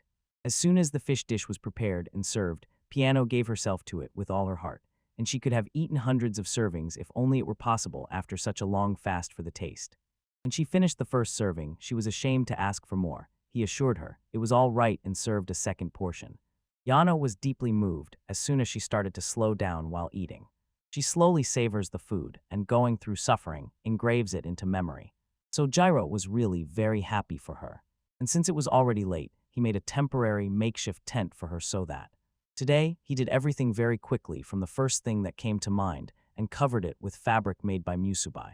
He regretted that he couldn't manage the bed yet, but she was completely fine with it even more, it was even more amazing than the shelter she liked so much back then. He told her to sleep comfortably, and she must always remember, cold comes from below, and warmth comes from above, so she has to sleep on a mat made of boards for it to work as insulation. Honestly, he wondered how she had held on so far. Yano replied that she simply summoned a black haze with dark magic, curled up into a ball, covered herself with a blanket, and fell asleep. So Gyro could only call it youthful recklessness, but it was nice that she had broken through it. Now he told her that she must sleep, assuring her, monsters do not come here. He wished her good night and was about to go home with Mac. But she stopped him because she had something important to say. She wanted to truly thank him for everything, both the tent and the food, with all her heart. He also thanked her for teaching him to see this world. But the color of her face began to fade and fall away. She trembled like a frightened mouse and asked if she should bother him about one thing. But the thing was, she wanted to ask again what his name was. She apologized if it might have sounded rude, but it was just important to her not to call him by the wrong name. He said to call him Sao Cairo, and she couldn't wait to live with him. Now Jana was incredibly unloading herself. She hadn't spoken so much in a very long time. Her throat so rarely failed her because it simply wasn't used to it. He decided that she was quite a colorful character and went to bring her some water. Later, she fell soundly asleep in her tent, and another resident joined the Saljero camp. The next morning, just at dawn when the sun began to rise, Sajiro, as always, woke Mac, and he habitually wished Miss Jai good morning. Then he realized she had not returned yet. And the fact that in the morning, as soon as she woke up, he started with wishes for her, became so habitual that he no longer even thought about it. Without her nearby, he felt a little lonely. He simply went to wash up and then started stretching. Suddenly he heard a scream coming from the Ayano tent. She apologized for sleeping, although in reality she was only a maid. It turned out that she was talking in her sleep. When she came out, Saljero greeted her with good morning. She suddenly opened her eyes wide, as if she was born again, and she asked him if he really wanted to wish her good morning. She apologized if she was acting strangely, but the truth was that no one had greeted her for a long time. She noticed that he was doing morning stretches, same ones that had been shown to her at school. He asked if she wanted to join, and she agreed to do it. Although after stretching with Seijiro, she was a little worried. Later, he asked her if she wanted to be the next to dive into the water. She said yes, and he asked if she had any other things besides that uniform. Yano remembered Musubai tailor clothing for her, so everything was fine. But she had something on her mind since she dared to ask. If possible, she wanted Musubai to sew her underwear, and this request reminded Soa Cairo that she was wearing nothing there. She apologized for not noticing. But she insisted that she was fine, and said it felt as if something serious was being dealt with there. He wished he hadn't said such things so easily and casually. After that, he led her to the river and gave her some soap. He told her exactly where she could bathe. This place was marked by stones, the same ones that restrained the river's current right there. She took off her clothes, slowly walked to the bath, and wondered if it was really normal. She was truly uncomfortable being naked, but somehow it still dragged on. She thought that travelers did this all the time. Seijiro watched her from afar, hoping she could have a good bath. Before this, she probably hadn't had the chance to bathe in the forest. And before that, she also smelled a bit. So that was also a reason why she needed to bathe, to make a better impression on Ms. Gelator. Piano felt free while bathing and did not watch out for danger for a long time. After bathing, she realized how much she stank and apologized for spreading the smell everywhere. Then Gyro told her it was all right and didn't offer her a bath yesterday because she apparently had no strength. Then he combed her hair, carefully checking if the lights were burning on her, but he didn't want her to guess about it. So he said that the elf also forced him to bathe by force. So at the beginning, in Yano, he was in the same trap. But inside, he wasn't sure what he had just said. She said that he did not smell bad, so now he was better than her. He thanked her for the compliment and reminded that one should not relax too much and should return to work to improve his base. She said that this divine forest with trees was the most dangerous place in the world. Death lurked around every corner, but it was incredibly beautiful. Then he decided to clear the plot today and chop wood for the cabin, so that the new resident Iano could live there. Then she called him and said that she would help too. He warned her it would be hard, exhausting work. Was she sure? Iano still wanted to help, and insisted that dark magic was best suited for such tasks. She used some dark magic to lift the table, and some invisible force actually lifted it. She could also cue objects that could help him. He agreed. It was really incredibly useful. In that case, she decided that her role was to help him. While he chopped wood, she dragged heavy things using dark magic. Saljiro arranged them on stands to evenly remove the bark from them. Then chop them into boards and hide them in the shade of Yuno. Previously, Seijiro always handled processing and crafting easily, but transportation and storage took a lot of time. And now, with Yano here, she significantly reduced the load with dark magic. And he began to like working with her at such a speed. She was glad she could help. And a little later he realized it was time to start on the barn. She agreed, although she looked a bit tired, so he decided to take a break. So Jiro realized he might have gone too far because he forgot that Yano's endurance was not that high. Working with her was like in zero-gravity conditions. To move things, she also had to spend energy, so it was effective but not very convenient. And although holding weightless objects in the air does not require strength, pushing them from a place does require it. After the break, he asked her to bring that lumber for her. And she tried with all her might to hold it with dark magic. So Jiro began to notice her limitations, so he told her that she was really working very hard. But he suggested a date to her out of curiosity, which was easier for her shadow manipulation or making objects weightless. She could choose any method that suited her better, and she was shocked when she realized that she had behaved foolishly from the very beginning. She used shadow manipulation to lift other wooden beams, and the work became even more efficient, so Jiro developed the framework. Then it was necessary to adjust the walls, the roof, the outer wall, and the inner wall, and constantly correct all this here and there during the work. Thanks to Yano, who manipulated Lombar with just a flick of her finger. The work progressed very quickly, and shortly after that, the barn was already built before they found out about it. She decided that he was casting spells, but he reminded her, the magic here is only hers. He told her that today she did a good job, and her dark magic was incredible, as if he himself was working with heavy machinery. He noticed that she had been sitting continuously from the very beginning. Surely her back was not tired yet. She replied that everything was fine. And most importantly, she could not help but adore her own barn. The place where she could belong was finally completed. Jiro thanked her for her diligent work. She asked for confetti. If she did a good job, he agreed. She did. And if she were not here, they would never have built such a sturdy shack. Her eyes widened with admiration, and she was truly sincerely glad that she was praised and appreciated. He asked how her stomach was now. She replied that everything was completely fine with her. At which case Jiro decided to arrange a somewhat heavy dinner banquet, today bare hot pot. While the food was cooking in the cauldron, he remembered that he had not gone hunting lately. This meat was from a bear that he killed when he met Yan, and she had already accumulated pieces of meat in her shadow. After the meal they drank tea, and Sadzuraga recalled that the troublemaker would return tomorrow. He needed to explain to her about Yano, and knowing her, she would probably have agreed to Yano anyway. At least that's how he thought everything would go. But he had no idea what would happen the next day. He saw Miss Cha pointing daggers at Yano. It seems Jayana was near the river and was catching fish for food later, and she was able to handle it quickly thanks to shadow manipulation. Although she pulled the fish out of the water, Jayana hesitated, holding it right in her hands. She only suspended the object with gravity magic.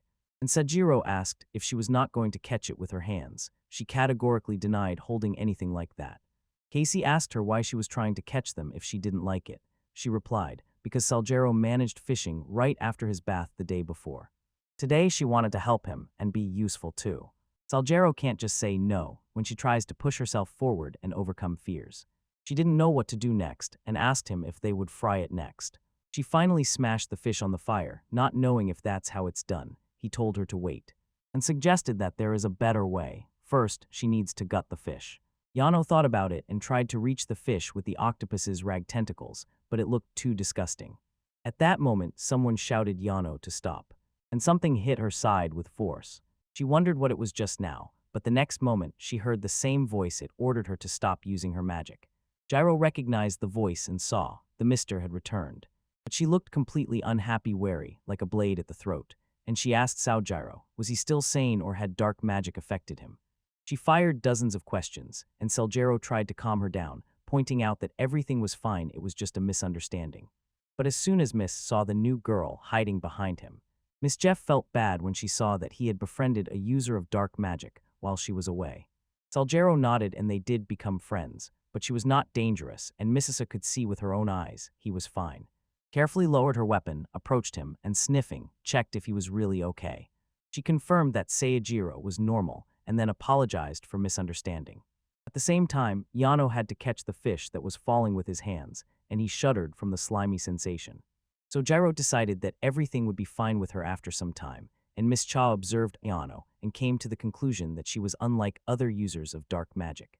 Saljero had no idea how dark mages were generally imagined and perceived.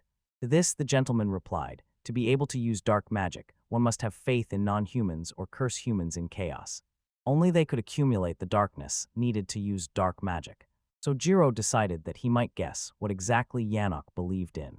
These were those weekly episodes in manga, because they are inanimate objects, not people. And there were many different ones. If he says so, Miss Ja believed him, and in any case, he gladly welcomed her back home. She was glad to return. At that moment, an unfounded silence hung between them. For some reason, both felt strange if they had seen each other after a long pause. On the other hand, Yano just wanted to find out what she should do with that fish. After this, Sujiro told her the story of how he met Yano, who she was, and found out that she was from the same place as him. She said it was already rare to have a guest from another world, and now there were two standing right before her eyes at the same time. It was extremely rare, and she found Yano cute and charming in her clothes. Yano was a bit unsteady on her feet under the bright light of the cheerful glow that Misha emitted. And so they met.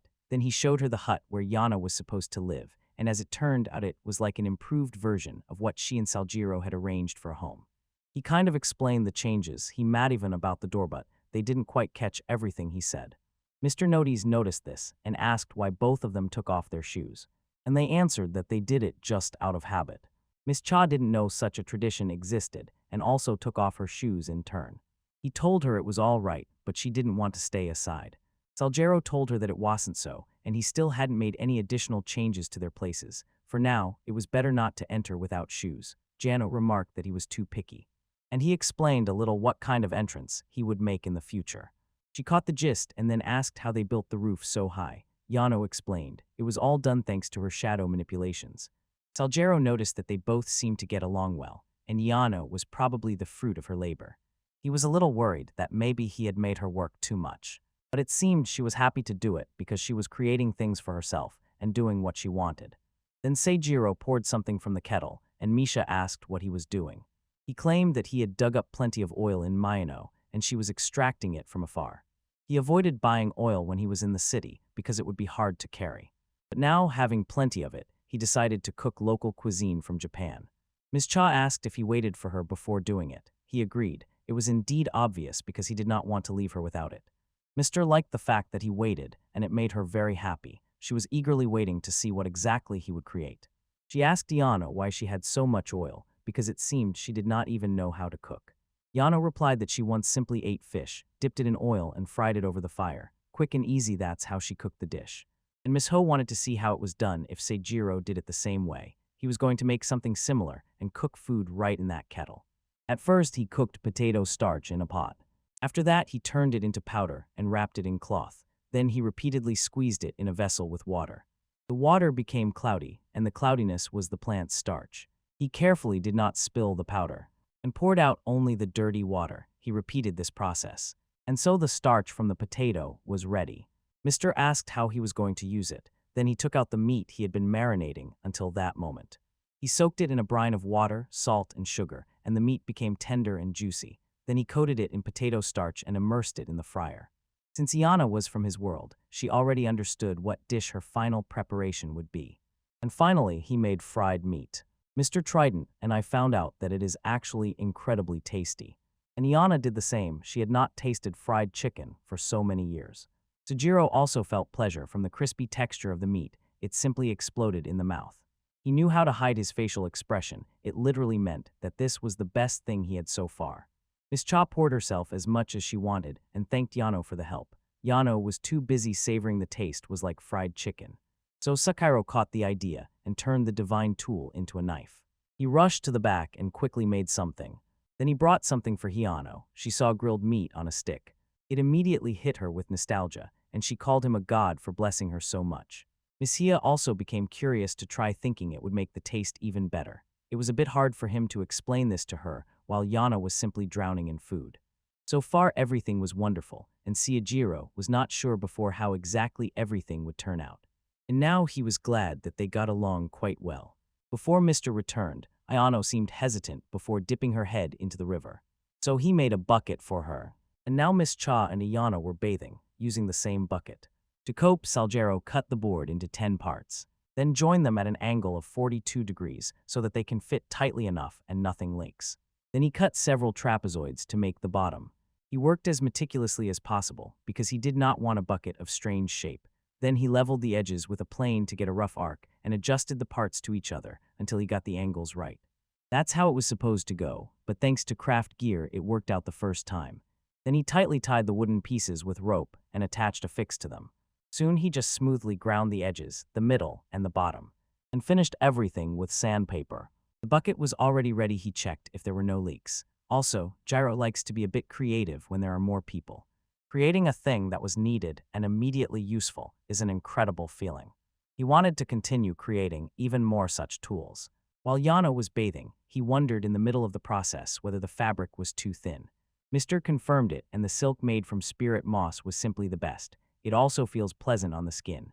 Jono then saw a fish and intercepted it by controlling the shadows. He missed the words she said, "Don't play while bathing because monsters will come." Yano was gentle to the one who apologized until she started drowning from nowhere. Mr. quickly warned that Yano was attacked by something, after which they immediately had to fight and save her. Liana was saved thanks to a quick decision, and Mr. Mention reported that Yano was attacked by a subspecies of evil slime, possibly attracted here by dark magic. So Jiro did not know that there is a semi-transparent slime that can drag prey underwater in clear water, and if they did not know this, one would be dead before even splashing.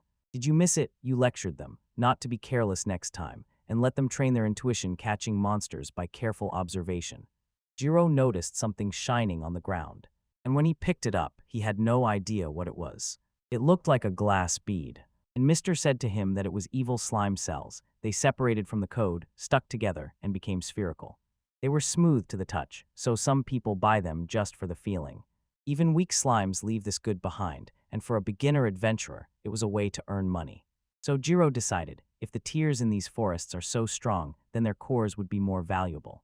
She agreed with this, and when one slime devours another, their cores merge and form a larger part. They were not easy at all in a swarm, and if you remove them one by one, the slimes simply merge into one body and form a larger carcass with several cores to fight back. It turned out that Sekiro would have to quickly and together crush all the cores, and it hurt his eyes because of it. Then Yano broke the cage with a stone. She was boiling with anger that some slime was supposed to bully her. Because she lost vigilance, Sujiro noticed how the cells separated and immediately disintegrated as soon as they were crushed. And he liked that such interesting materials happened in this world. Miss Chittle Diano, so as not to use dark magic during bathing anymore, she agreed to this. After that, they returned home and saw that Yukitama now had a new partner. John Ramarkti also split like slime. While Mr. Nuda was a new spirit beast, she happily asked if he was here to greet. So Gyro noticed that she was happy and not without reason. The more spirit beasts they have, the better. Although Sautsiro did not think he could distinguish where Yukitama was and where Katama was, the new mystery suggested that they would figure it out later. Later, Missia was left alone while tying a ribbon on the new spirit beast. She was about to go hunting. Then Yano noticed that Miss Jashirelli had many ribbons on her clothes, and it was cute, but too childish on her part. Miss just seemed to feel awkward hearing this and stated that she could do nothing about it, because she only had a ribbon that needed to be tied on Katama so they could be easily recognized. Yano realized that she might have made Mr. too shy and kept talking nonstop, trying to explain that she just kept them somewhere handy. Eventually, she gave up and admitted that this might be a hobby that doesn't suit her. She hoped that Yana would keep this a secret from Sajiro, but it seemed she was already gone. At that moment, she heard Saljiro trying to calm Maka down, and she slowly turned her head. There he was trying to quiet Maka so as not to be noticed by her. Apparently, he had already planned to come in earlier to lighten the mood, but in the end, he heard everything, even the last parts. After that, Mr. became completely embarrassed. Then he called her name and said that the tape was actually a bit too cute. Besides, he told her that it's okay to love anything if you want to. He said that camping didn't really suit him as a corporate slave, but he went there because he loved it.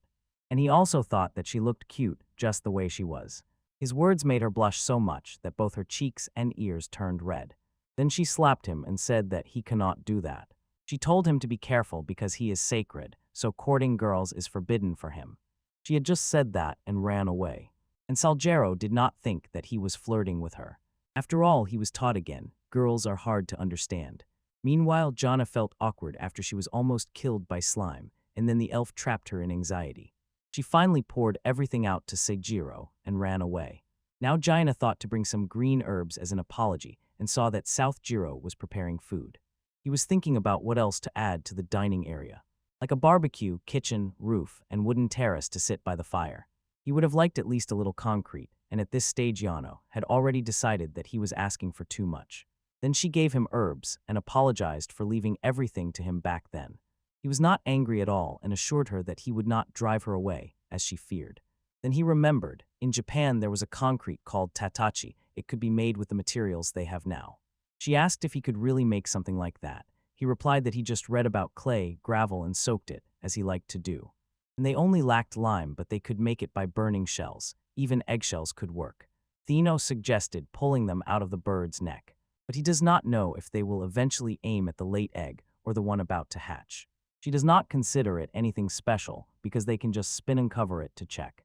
So Jiro told her, if they come across a half-ripe egg, they won't even understand how to use it and will just throw it away wastefully. She decided that it would look disgusting and refused to eat another egg for the rest of her life. Salguero regretted making her hate eggs and had to calm her down for a while. For now, he decided that the earth and the floor could wait, and they would arrange everything so as to protect from rain and dimness, but at the same time preserve the feeling of open air.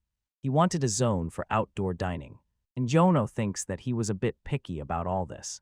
He just believed that presentation is important to enjoy their dishes. And as soon as they stop worrying, their food will start tasting like sand. Not only that, Hyana also wants everything to be done.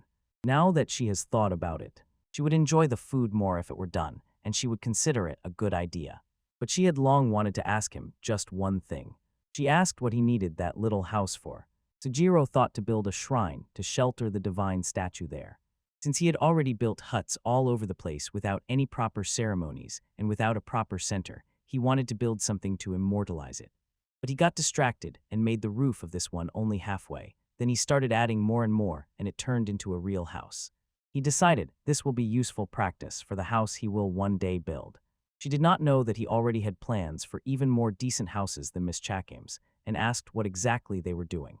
When she saw the little house, it seemed very cute to her.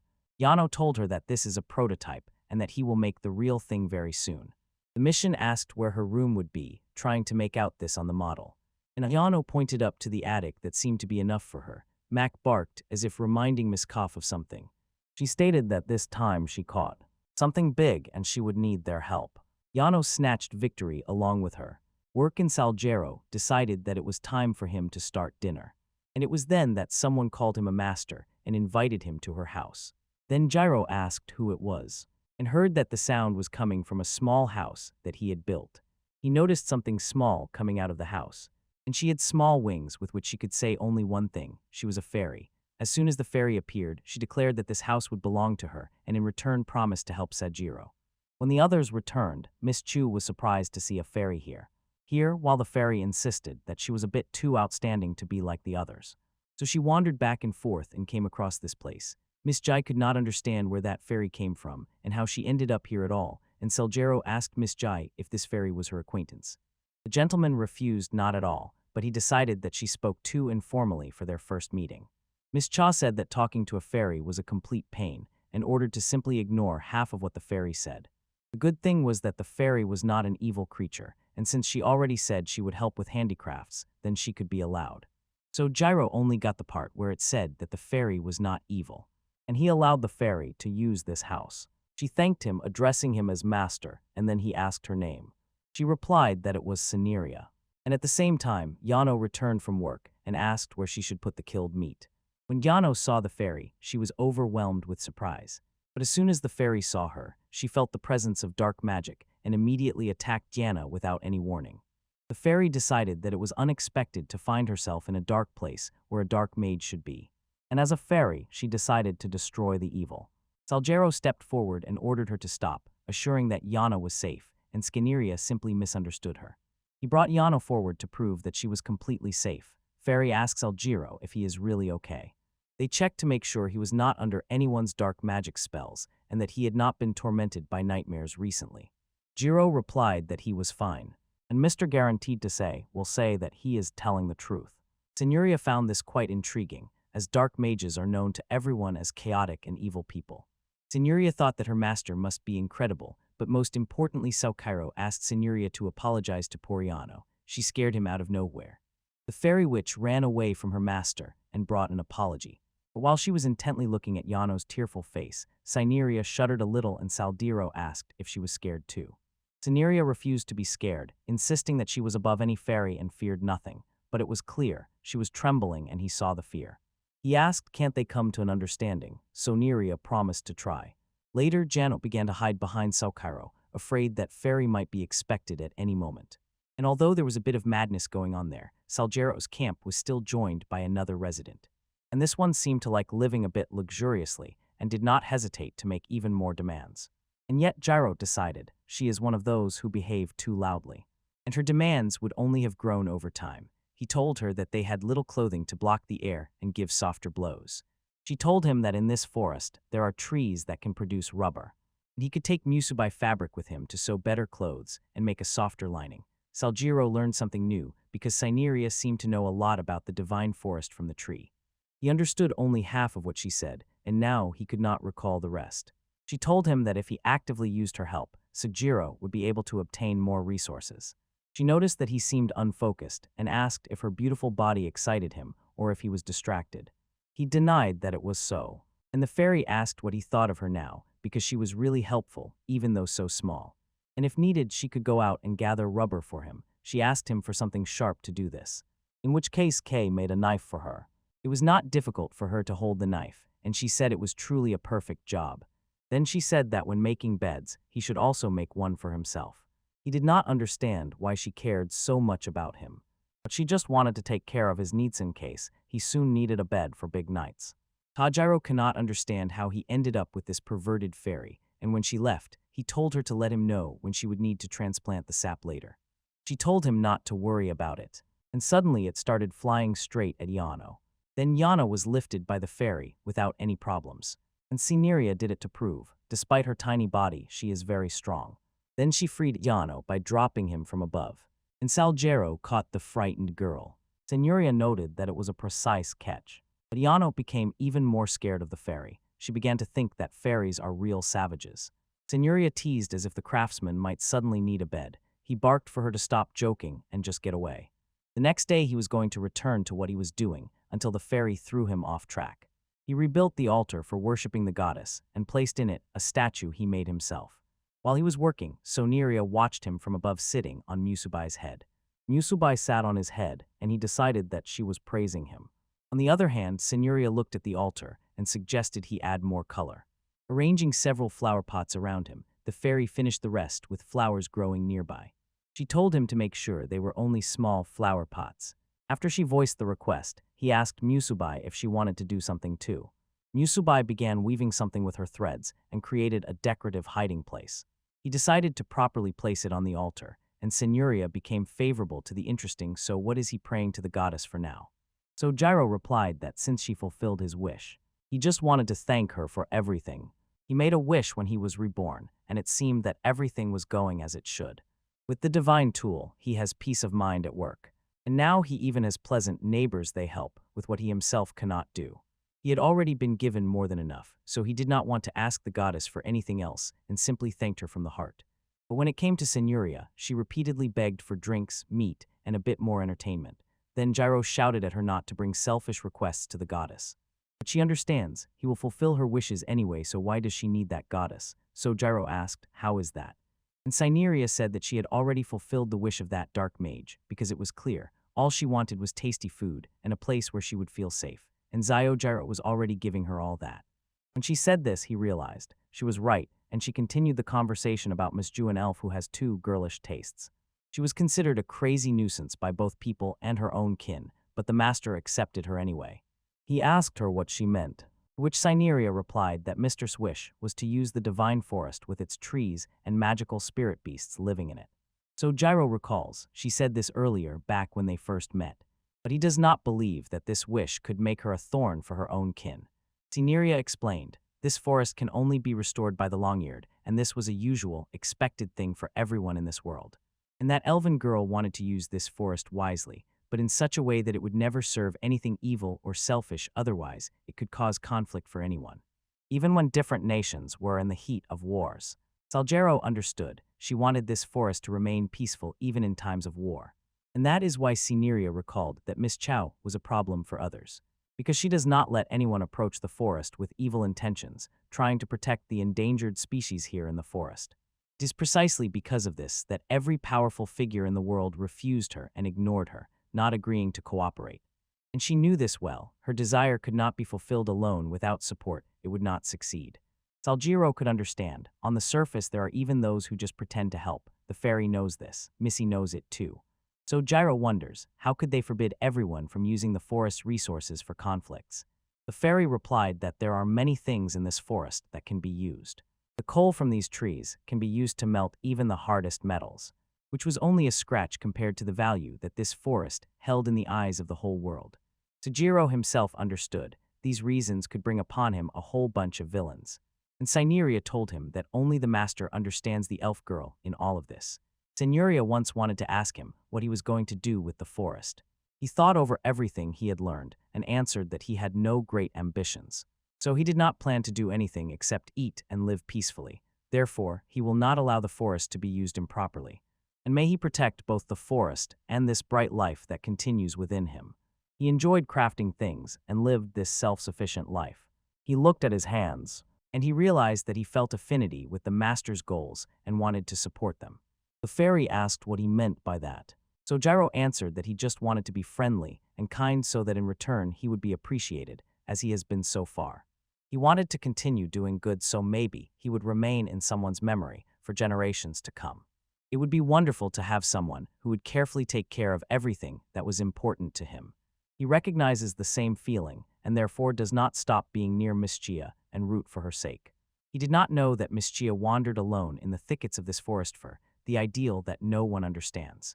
He wonders how many years she has already spent here with the same purpose. Cineria told him that he has a heart truly rare in this world, but she wanted to remind him of something important. That he still hasn't finished the flower pot. She wants him to move his hands, not his mouth. Gyro reminds her that he does everything because he wants to, and he does not like being forced. After that, he finished the flower pots, and Cineria added flower sand. The display in front of the temple was completed. Suddenly, Cineria gave him her word to protect this temple from now on.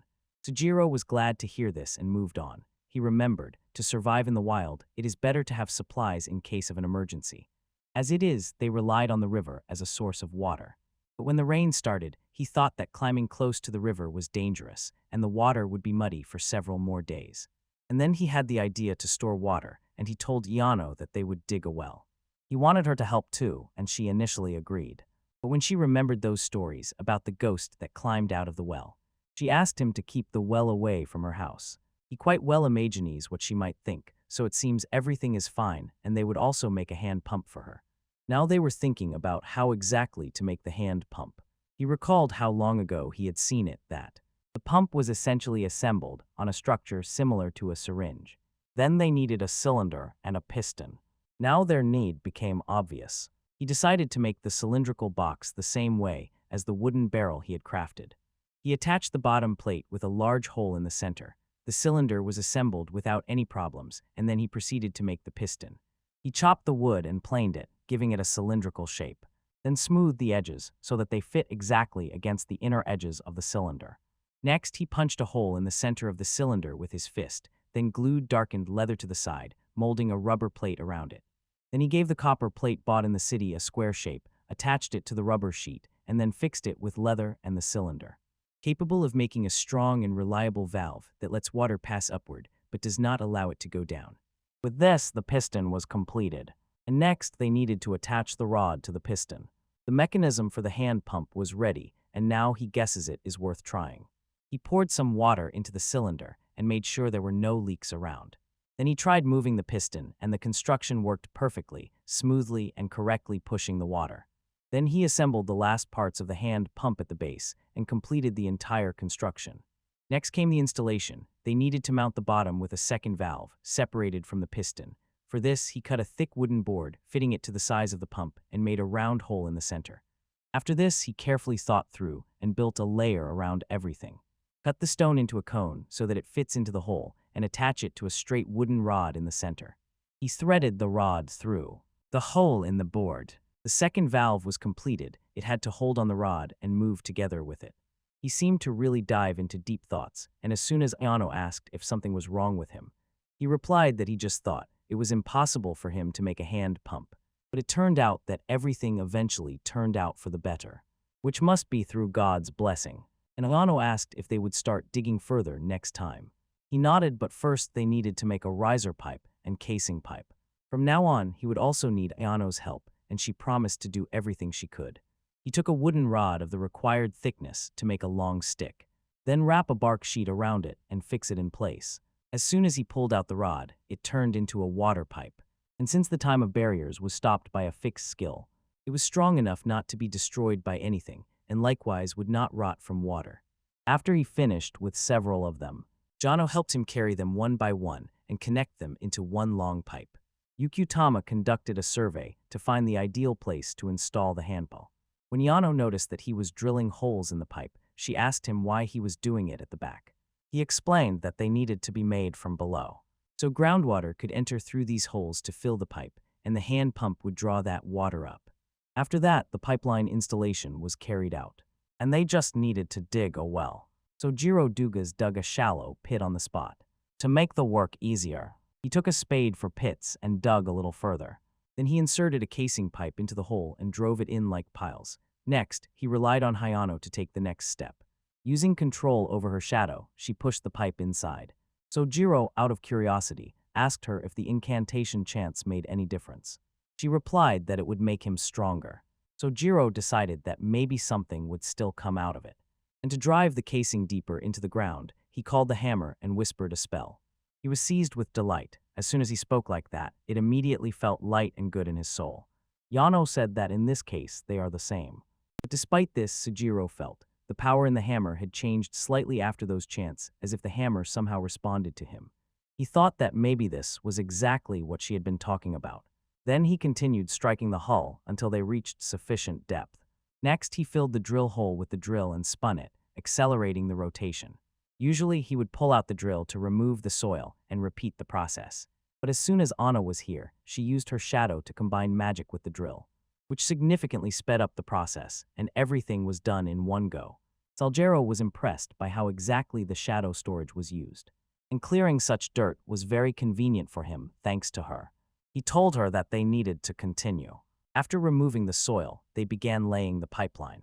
Later, Sujiro tapped it a bit to level it, and they could also hear water flowing inside the pipe. Now they removed the riser pipe and saw the water had risen to the very top as expected. This confirmed that the entire setup was done perfectly. And finally, they installed the hand pump on top. They were kind and nervous now. So Jiro pressed the lever and water flowed from the hand pump. They had a storage to keep it.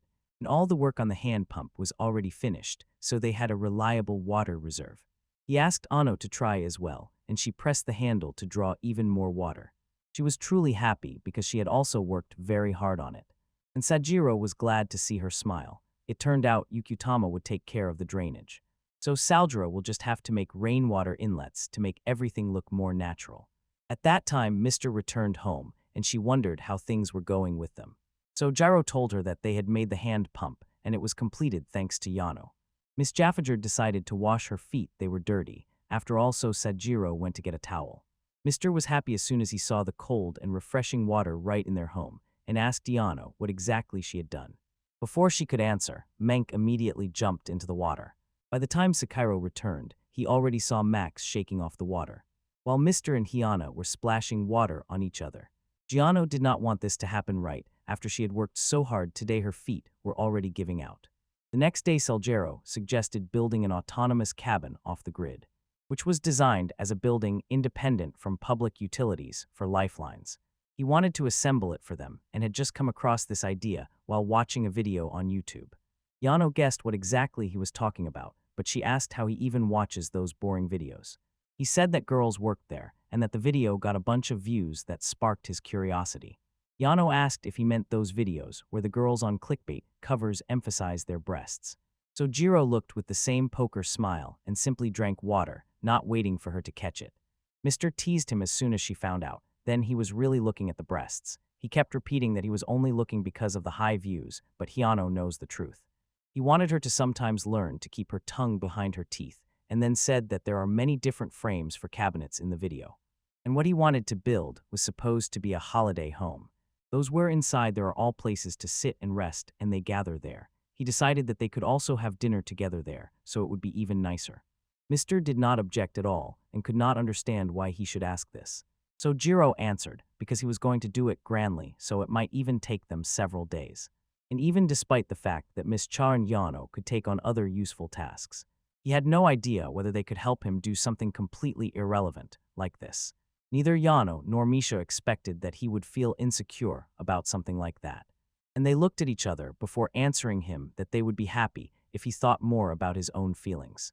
So if he wants to build it, they do not need permission, and he can do whatever he wants. And as for Yano, she insists that she only needs a bed and a place. There was nothing else on her mind. So she just does whatever it takes, as long as he doesn't kick her out. Mr. tapped him on the back, encouraging and reminding him that he was given the power of divine tools so that he could enjoy her, so now he had more freedom in his actions. Sujiro was equally grateful to both, and he began working on the structural design of the cabin. He sketched the design on paper, and while working on it, Soneria came to him to ask if he had finally decided to build a sleeping place for her. She told him that it was the right decision, if that was the case. And Sujiro was a little surprised by her pride. It was greater than that of a human. She warned him not to mention words like big and small, because she hated them due to her tiny sides. She even threatened to throw cedar pollen down Yano's throat. Yano shouted, why didn't Soneria think that she could hit her master, so Yano remained the only option. Saljaro told Soneria to leave him alone, and she obeyed. Jano Hare formed in her mind an image of fairies behaving barbarically, and Sakiro felt these connections could get tangled at once, as soon as everything starts moving. Soneria asked again if he was making a bedroom. He replied that it would be a rest house. In that case, she asked why he wasn't making the window bigger.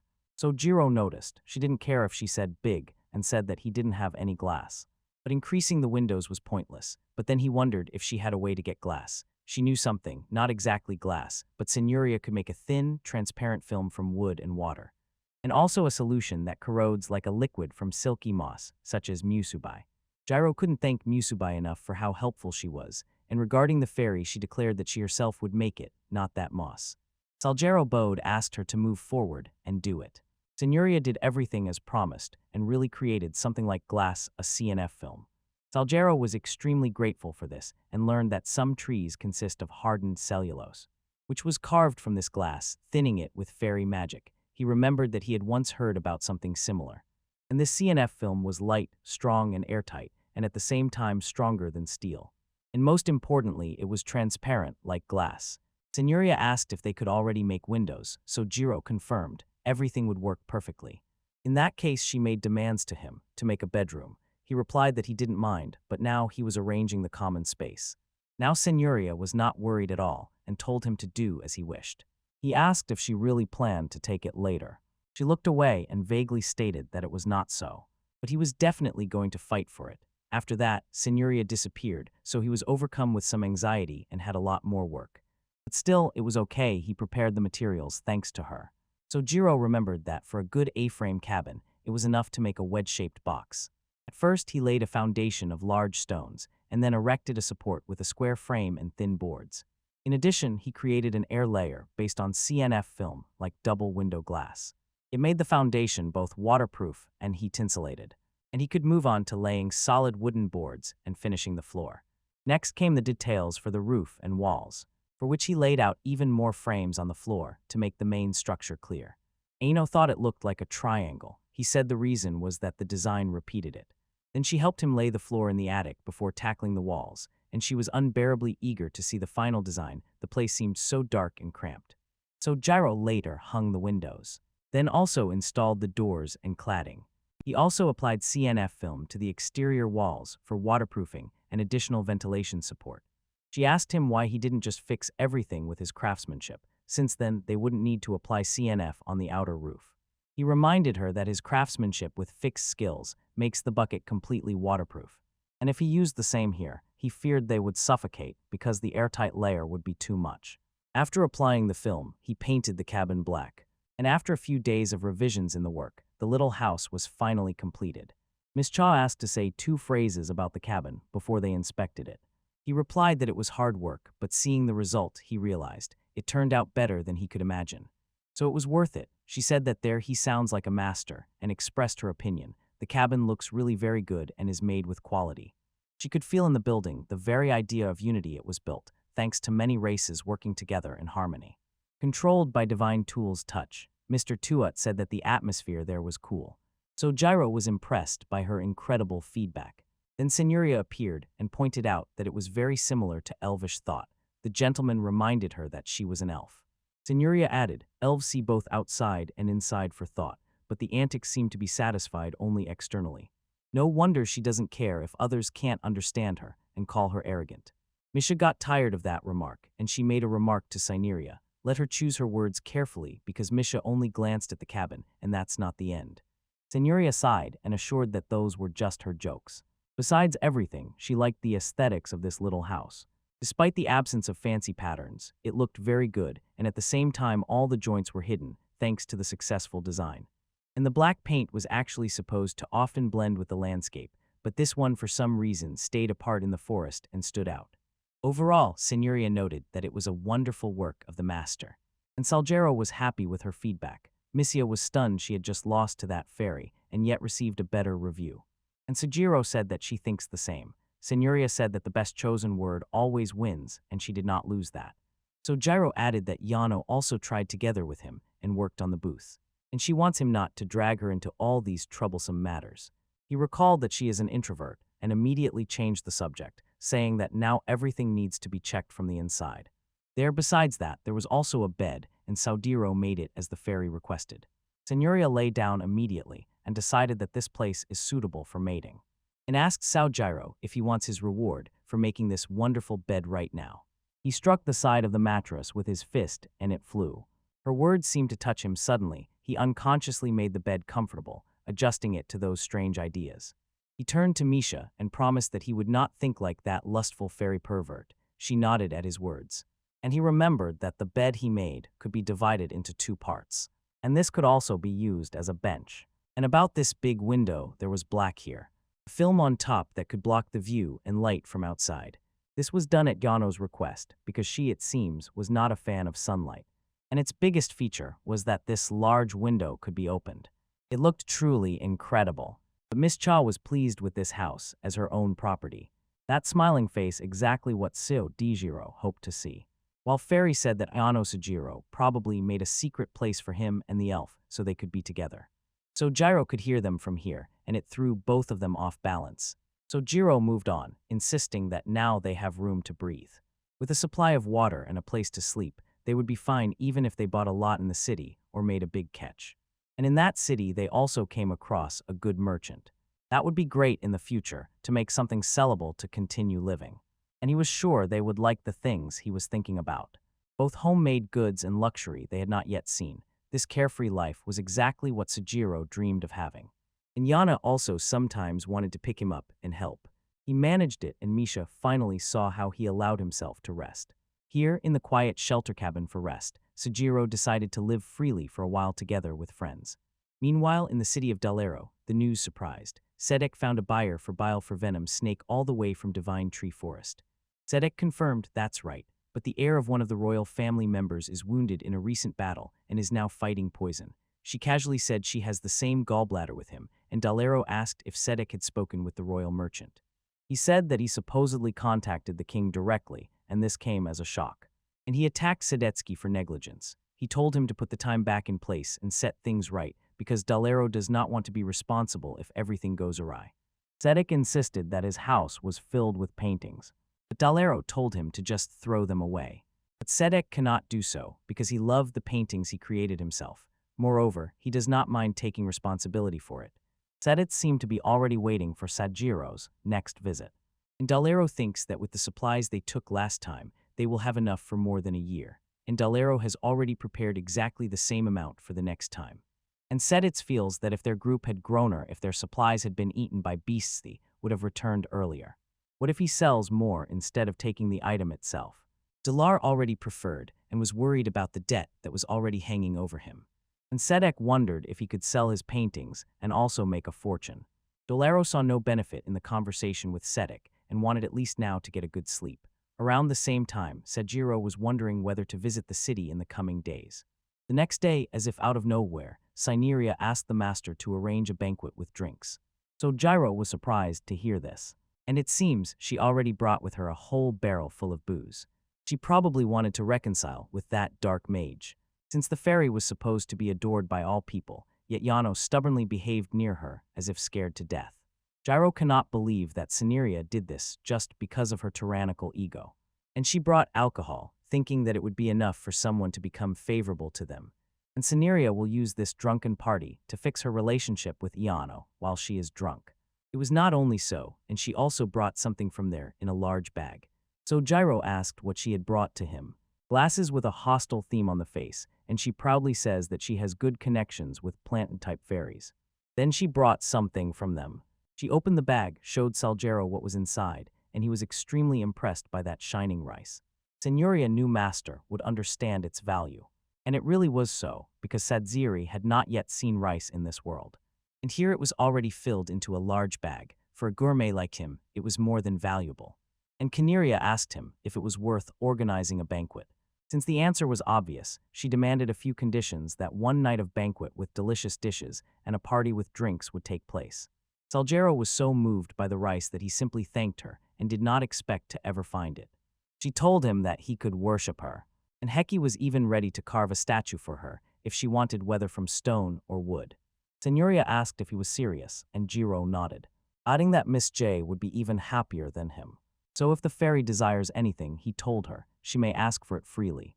Signoria then had one single thing she wanted, so that in the future he would not have to say such things so easily. He did not think she was capable of saying that, and her argument was simple. Salgero, it seems, did not even catch on. Compared to the power of the divine instrument, the value of rice was trivial. And this entire forest was completely devoted to him, use it as he wishes. But he does not have to be tied only to this forest. And if he wants, he can leave it any time he wants, and do whatever he wants. Like conquering other countries and ruling the world. Even obtaining the greatest kingdom for him would be easy, and with his power, he could demand all the wealth and luxury of the world. Something like rice was a trifle, and he does not need to be satisfied with meager pleasures in such a forest. She reminded him that he is sacred and capable of forging the world with his divine instrument. She asked him again what he thought about conquering the world and living as God. So Gyro did not delay with the answer, keeping a clear head. If he did that, Misha would no longer be satisfied with him. Param was amused by such a short and simple answer. As long as Suzjiro did not want anything too big to complicate his life, and more than the rice he received, he considered the fairy's kindness much more valuable and worthy of respect. His answer was touching, and he decided, if he wants to offer something in return for the rights. She, it seems, borrowed it from an acquaintance's warehouse, so it would be great if he could provide a replacement.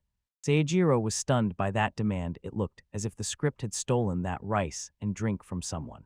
She objected, averting her gaze. Moreover, she believed that for someone like her to ask someone to share was not fitting for her pride, especially not even for a grain of rice. So Jiro simply went and agreed to do something to properly thank the one from whom she stole the rice. She told him that those she brought came from their not quite humans and not fairies, but have human likenesses.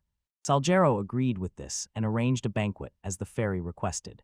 Later, Miss Cha and Yana were ecstatic upon learning about the party, with Mr. anxious for drinks and Ano anxious because of the rice. He enjoyed watching them jump for joy, and he even told them that it was the fairy who brought them everything to celebrate meeting each one. Signoria directly stated that he never said anything like that. Miss Cha was surprised to see the fairy approach her with a sharp side and commented that he was actually handsome. She also couldn't wait for the rice to cook, although she didn't know what it would taste like. So Jiro decided that her reaction was simply expected. As for Hayano, it seemed the rice blinded her, and she didn't even raise her eyes for a moment. But Jiro really wanted at least to look at the fairy, the one who brought it. And when she said that 4 years had passed since she saw the rice, so Jiro could understand her feelings as a fellow Ukrainian of Japan. He left her rice for now and told them that they were prepared for the banquet. Jana went to gather herbs together with Katama, the fairy went to pick mushrooms, and Miss Chu went for meat. In the end, she also caught several lobsters, and Sajiro wanted to taste first before cooking a real dish from it. She told him that he was a bit picky, but he couldn't help it. Japanese people eat almost anything from the water. She jokingly asked if he would even eat a mermaid if he found one. He told her that there is no mermaid in Japan. Now he became curious whether mermaids exist in this world. She confirmed that yes, of course, but then noticed a serious expression on his face. She was a little worried, and he said it was just a joke and that he meant nothing by the question. But he sighed with relief upon hearing this, and she splashed some water on him. He played a little with the water, recalling a story from ancient Japanese legends. He skipped that for now and, having gathered all the ingredients, went to cook. Miss Cha managed to make potato starch. Giano took on the task of making a flour from wheat that they brought from town. He built a stone mill for this purpose, and while others were busy with their work, Sajiro took on the task with a knife. He also conducted a tasting of shrimp caught earlier, and the taste was quite rich, with a deep aroma. Maz approached him and began, flying out his tail to flicker with joy, so Jiro asked if you would also like some shrimp. He gave Maku just a little of it, and it was clear he liked it so much that he started running in circles, although he made it clear that he wanted even more. Seijiro had to refuse, and poor Maku left with a sad expression on his face. So Jiro felt bad and offered another piece. But Misha was sitting there too and wanted to try. She opened her mouth wide as if she wanted him to feed her, and he couldn't just say no to her. He eventually gave her more and more, and she was delighted. She called Yano and asked her to try it too. Yano wondered if she also needed to lie on her hands and knees to try a piece. He told her there was no need for that. And another fillet disappeared right in the process of tasting. Later at night, the dinner was ready, and they started with a toast with a glass of drink. Special on the menu were beer and steak.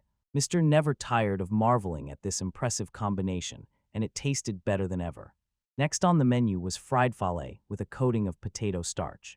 He can't believe he managed to pull off such an incredible feast. It seems he noticed how happy Mr. was, so the fairy told him not to spoil the long ear too much. Next on the menu were tempura fried in batter and paella with river shrimp, the main dishes Ian had been waiting for all day. So many years had passed since she last tasted rice and these dishes. She was lost in her own world for a while as she ate them. Ms. Chinotist Anna cried heavily, so Jiro understood. Nothing could be done, because she had been complaining about that food for 4 years, and somehow she managed to survive on that diet. Miss Cha could not understand why she did not cook the dishes herself the way Sajiro did. To which the fairy quickly replied, some people do not know how to cook. And even in other worlds, 99 of them do not know how to cook. Sajiro became interested in what that one meant. Perry swayed for a while longer as the plates finished one after another. And their banquet dinner ended. Later, the two of them sat by the fire just to chew. Only then did the one who missed speak first, saying that dark magic users usually eat people or show illusions to others, which made Ian understand why she was treated so cruelly in the royal court. Porom found it strange why Tiano even kept dark magic if he had zero faith in dark things. She replied that it just came as a cheat, and she still has faith shown in magazines. Sujiro also added, his only regret after death is that he didn't finish reading the manga he was reading. Mr. was curious and asked what manga is, where Iana was a specialist. Saljero recalled it as a joke, although Hiano's singing was only an imitation from manga. Because of this, she even blushed and avoided the topic. Then she laid out her own life in manga terms, as if she were a schoolgirl reincarnated in another world with cheat powers. Yano recalled her story began one day.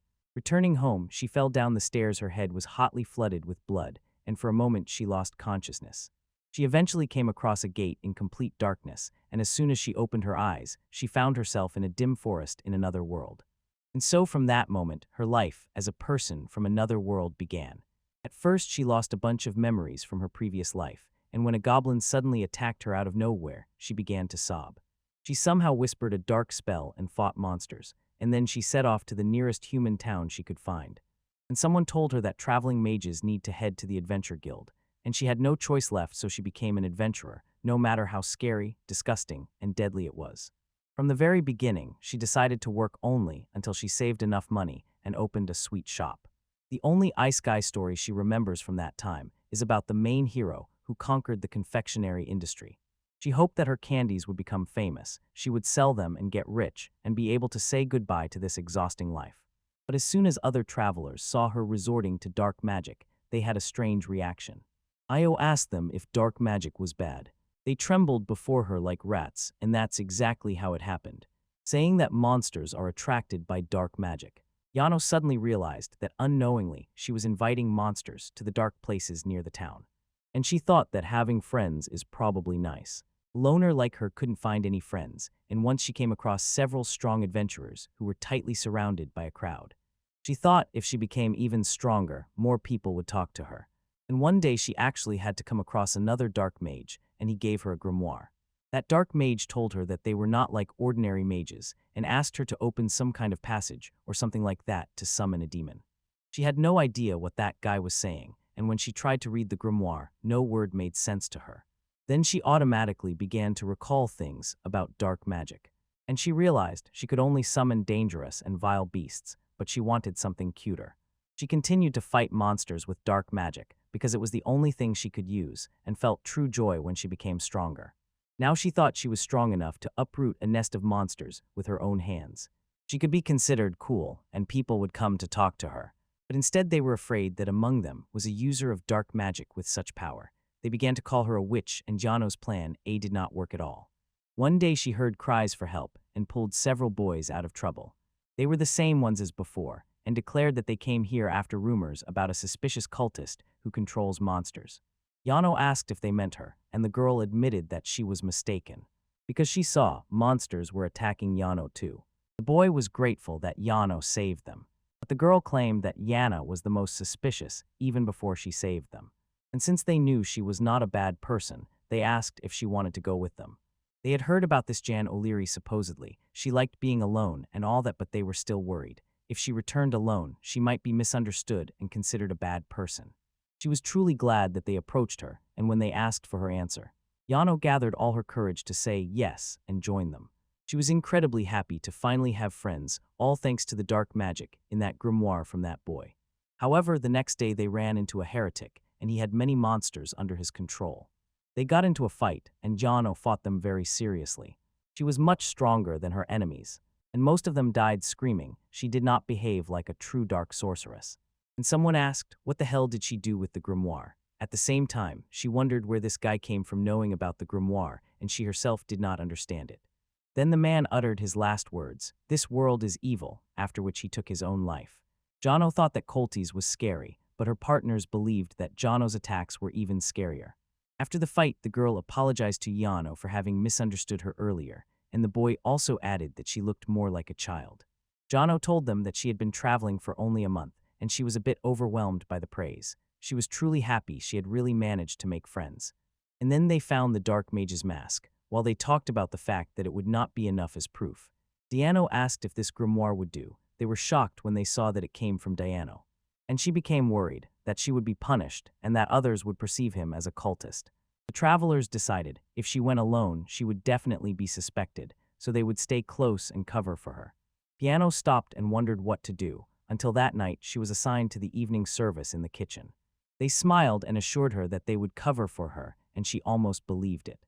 But an hour later, she seemed to feel that something was wrong and broke away from there completely. She decided that it was very close now. After buying some candies in a neighboring town, she left that country. Seijiro could not understand why she ran at all. Yano told him. He had read in manga that if characters sprinkle sweet words, but she did nothing to make them start trusting her, that is enough to understand. They are trying to deceive her. So she had a suspicion. They pretended to be kind in order to later exploit her weakness. Misjudged her for everything the poor boy had to endure. And Suiro also thought, compared to him, Jano really had a lot to go through. Yano was happy after they listened to her story, and she seemed to spark their curiosity, hinting that her story would get a sequel supposedly. It was already in the works. Then Jano said he had heard at the royal court, elves grow on trees, and are born from pollen or something like that. Misja heard those rumors that were going around and refuted them in real life. Not a single elf wanted to be born like humans, and growing up in the trees was their way. But that was not all. Humans twisted everything. In fact, they used magic to give birth. So Gyro asked, if that was so, could the Lord have a child with Yano since she was also a mage? Mr. Straightup denied that it was so, and if anyone here could dare, it had to be Suzujiro to make a child. When she realized she had said that herself, she attacked him saying that he forced her to say such a thing. He replied that she had set herself up. Yano was amused by the fact that even elves laugh at dirty jokes. During the conversation, he seemed to try to suppress laughter. Param silently watched everything, and then the question rejoiced when they continued to quarrel with each other. Later, Misha fell asleep right outside, so Saljero carried her home. He felt she weighed less than she should.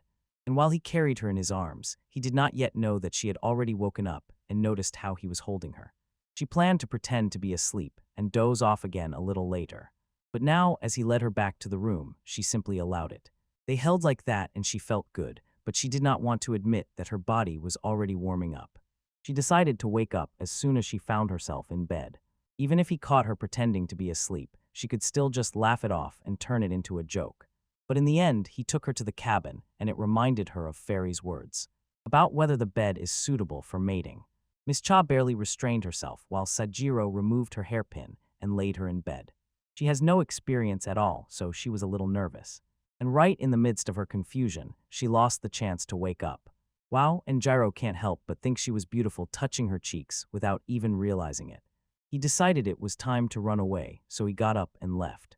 Miss John, on the other hand, was trembling with excitement and wondering what to do. She waited to see what would happen next, and her rapid heartbeat slowly calmed down. When she realized Sajiro had already left, she felt uncertain. What exactly should she feel about being simply left lying in bed? And when she woke up, she saw a fairy sitting here with a mug of drink, watching how this scene unfolded. Miss Chia asked if she had been here the whole time. The script responded with a counter question. They asked if she wanted to hear what Sceneria saw and what comments were left for her. Miss Cha warned her that she wouldn't finish speaking. She had just seen the script quietly disappear. On the ferry, she missed her curse at the moment. She returned to sleep. Then she saw Yano and asked if she was not sleeping. Yano kept her eyes closed while saying she was sleeping. Miss Durga recalled that she was carried the same way and asked if she had been pretending to sleep all this time. Why didn't she open her eyes if she was already aware? Yana said she didn't know what to do, and that was all. Mr. called it also Jiro's fault, and Yano agreed with her. It seems that in all her 200 years of life, she had never panicked like this before, and it was not about love at all. She just didn't think that for an elf and a human it could be normal for them to be a couple. Giano decided that Japanese boys would normally accept elves, but then changed his mind whether with consent or not was unknown. You missed the moment when I asked her to answer. Is it yes or no? She doesn't think it matters, but for Misty it does. Because she once refused people, saying the same phrase word for word. Jana wanted to hear more about that story, and they continued talking. Meanwhile, the fairy docked at Seijiro and asked if he was not sleeping. He nodded. And she muttered that she should have taken wine instead of beer from the acquaintance's storeroom. So Jiro asked where she had been until now. The fairy replied that she was simply engaged in art history. Then she told him that he had done a good job, and wondered, did she mean that for helping her reconcile with Iano?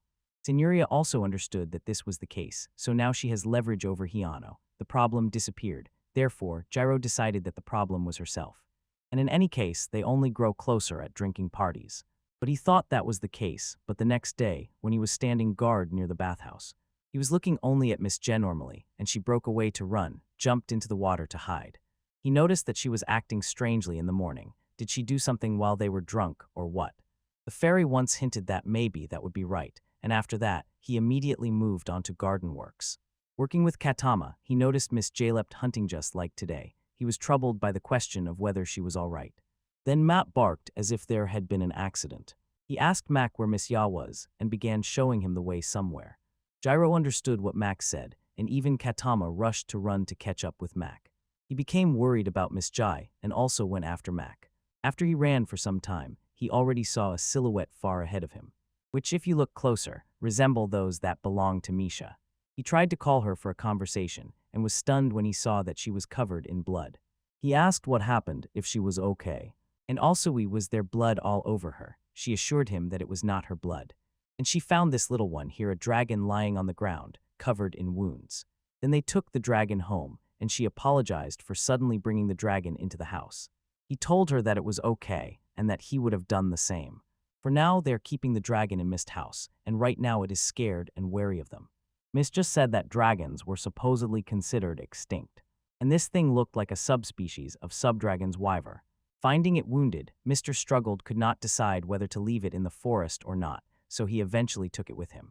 She was covered in blood while trying to tie the wyvern in Comet, and she had Mac to call Saojiro so he could protect them from the monsters that were approaching after being attracted by the smell of blood and sin. Now he told her to go wash off that blood, and she agreed. She quickly ran out, washed up, and returned. Meanwhile, Saojiro was playing with Mac, while she quickly checked the dragon's condition, listening to the sounds from the house. It seemed like it was still restlessly struggling. She said it might scratch the walls, but with Saojiro everything was fine, then it could be fixed later. Miss Ja thought about the best way to help the dragon heal, since he still did not trust her, so she could provide minimal assistance, relying on his natural healing. She asked Saojiro if she could get some leafy branches and put them inside. He did not object and she went to get them. He was woken up by Mac earlier than usual. He had a sad expression frozen on his face, and Seijiro had no idea what had happened because it was still before dawn. He noticed that Missia was standing somewhere there and approached to ask what she was doing. She was worried about Wyver, and he understood what she meant, but it was still dark now. She insists that she has been in this forest for 20 years and has not seen a single dragon until she saw this one. And even in her 200 years of life, she never did this. That is why she thought that dragons had long disappeared, and she did not want this creature here to become extinct just on her watch. Saljiro understood, her words made sense, but it seemed she took it too much to heart and put it above her own cell. And from that day, she was completely absorbed by the dragon. When he approached her, she always brought something for the dragon-like magical stones. And on some days he did not see her and asked Ayano where she was. Yano would say that she went hunting because the dragon was picky about meat. And again that day he asked the fairy where Miss Choant was, and she replied that she had to look for magic stones again. Saljiro decided that the timing was unfortunate, and Fairy could not stand it when Misha put him on duty for dragon's care. Another day passes without any meeting with Miss Ya, and Mecha also feels increasingly heavy-hearted. The Mr. ran back and forth so wildly that Mac could not keep up with him, and it sparked his curiosity, whether everything was all right with the dragon. Days pass without any proper conversation with the Mr. And one day when he saw her, it became clear she was lacking sleep. And yet she refused to fall asleep. He did not want to disturb her sleep, so she asked if he needed anything. He replied that everything was fine and simply asked her to rest a little by herself. He did not want to disturb her in the middle of the night. Then Mr. Kaldum left and began to ask if it eventually turned out that something had gone wrong, considering that lately she did not look like herself at all. She asked if she had been too lazy because of the dragon, and if so, promised to come to help later. He told her that he did not just want to ask something. He said it was related to that dragon and asked if he could see or touch it. The gentleman asked him if he was interested in dragons. He agreed and said how much he wanted to pet it. The gentleman was happy to see that he also liked meeting the dragon, and assured him that the dragon had been tamed. He managed to pet it without any problems and then asked to come inside the house. When the wyvern saw so much mockery, it seemed he immediately became wary, and he asked her if everything was really all right. She hugged him to show he was completely safe and that she was his friend. The dragon looked calm and allowed him to stroke its neck. So Gyro crept up to the dragon step by step and managed to touch its neck and pet it. It was incredibly pleasant. Then the dragon began to look at him differently, as if it sensed something that made it raise its gaze higher. Then Gyro thought maybe the cabin is too small, so the roof needs to be removed. Mr. advised him not to do that. If the roof is removed, the wyvern might try to fly away, and that would only worsen its injuries. So Gyro talked to the dragon, asking it to behave decently afterward. Miss Cha looked surprised as he talked to the dragon and asked if he could understand it. He replied that he was not sure, but somehow the wyvern was able to sense the presence of craft gear and seemed drawn to it. His reaction was very similar to spirit beasts. I confirm even more, the sacred relic in his hand just made the spirit beasts feel warmth and reach out to him. Mr. was shocked. The dragon no longer just tolerated him, he liked him, even though they had just met. He decided that this happened thanks to God's blessing. He was sure the goddess herself probably has a weakness for animals just like him. Mr. Smart assumed that maybe that is why the goddess did not become popular, since she probably spent a lot of time with animals instead of spreading her name. Miss Ja began to play with the dragon. While Sujiro was thinking whether Miss Ja looked happier with the wyvern stopped struggling and recovered enough to walk, even run outside. At the same time, Miss Ja also returned to normal and again stayed more among people as before. She informed Seijiro that the wyvern sleeps standing, but she herself had never seen it. So Seijiro just made a nest for the wyvern. Some hint again gave him that which he had long been worried about. Turns out he had previously borrowed rice and socks from the fairy, and these were stolen items of Signoria. And now he would have to start thinking about what to make from what she had stolen. He thought to use something suitable for a rest house, something that helps to relax, something like a sofa. Yano heard a clink from such a sofa and immediately caught the idea of calming. She was already tired of two hard chairs in this world, so Seijiro asked her to help him with this. He worked on the sofa and at first crafted a soft, large pillow. Mr. Trident enjoyed how soft it was. It could change into any shape. She had never felt anything so soothing until now. Yano jumped on the bed to sink into the pillow and released all her laziness at once. So Gyro already saw she was a hopeless case, lost forever. Yano suggested naming this sofa the sofa that destroys elves. The mister was curious about what was hidden inside that sofa contraption. To this, Seijiro replied. He filled everything with malicious mucus cells as soon as he cut them into tiny pieces. He picked up this idea from the time Yano encountered the mucus. And the fabric for this was made by Musubai. He simply applied the fixation skill to neatly connect the fabrics one by one. Now he only wanted to see how Scenario would react. She had already started to love it and really wanted to show someone who thinks that in his millennium of life everything in this world is already understood 1,000 times. She was sure, after this, he would lie on the floor. So something from Seijiro's side suddenly and quickly dashed forward. And he saw that it was Wyvern, who also wanted to lie on the sofa. It was already sleeping like the dead and unintentionally pushed Yano off the sofa. So Gyro decided this chair might please him more than anyone else. And then he stuffed the barn where Wyvern lived with sawdust and covered everything in layers as if lining a pool. The next morning, the Wyvern, as expected, was sleeping on it like a child. Miss Jo felt uncomfortable because it meant that her information about Wyvern and sleeping standing up was incorrect. Salgero reassured her, saying, "Habits teach." But nothing can be done. She heard this from old legends. So she said for it to fall asleep again if it wanted to. So Gyro was glad. Now it became much easier for her. She would be fine, and he would no longer have to worry about her. The next day he started every morning with stretching. Then they took turns going to the bathhouse, and then sat down to breakfast. But Mijast, it seemed, for some reason was trying to avoid Salgero. Especially when he looked at her, anxiety covered him again. He wanted to understand what had happened to her now if she was acting strangely again. He told Ayano that the gentleman was acting strangely again, and he was so worried that he had to raise this issue with Yanaku himself. Yana was surprised he knew about it, which pierced him like an arrow. She said that once, while they were bathing, Mr. Dive got into the water and did not show up for a long time. Because of this, she started to worry. Suiro also noticed that she breaks down during meals. This time she behaved even stranger than the last. Sinira came and said that the heart of the elven maiden had stopped. Signoria looked proud of what she thought she knew. So far Seguro had no idea what was happening with Miss Jano. The only thing he knew, since the party, she had been acting strangely. Then she returned to normal and now she was acting oddly in a different way. Usually she would have at least said something to him, but today she left without saying a word, and she didn't even take Mac with her. As if she kept her distance, and as soon as he caught her gaze, she immediately looked away. So Gyro could only think about how she avoids him. Yano asked if he had done anything. Ani Gyro could not remember anything he had done. And although he does not know why she avoids him, he wonders how they can now make peace. Jano reminded that she has been a loner all her life, so he will not get any useful advice from her. He apologized for asking her as soon as he realized she was just a high school student, so that doesn't mean she knows everything about girls. Yano is actually not reassured by this. And meanwhile, they find out what might be happening. Signoria simply looked at them and let them think independently. Meanwhile, in the forest, Mr. was hunting and gathering as usual.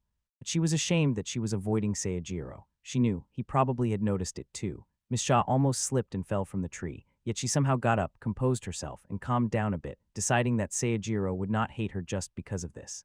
But she still needs to come to clarity, especially after what he said. The scene returned to the previous night.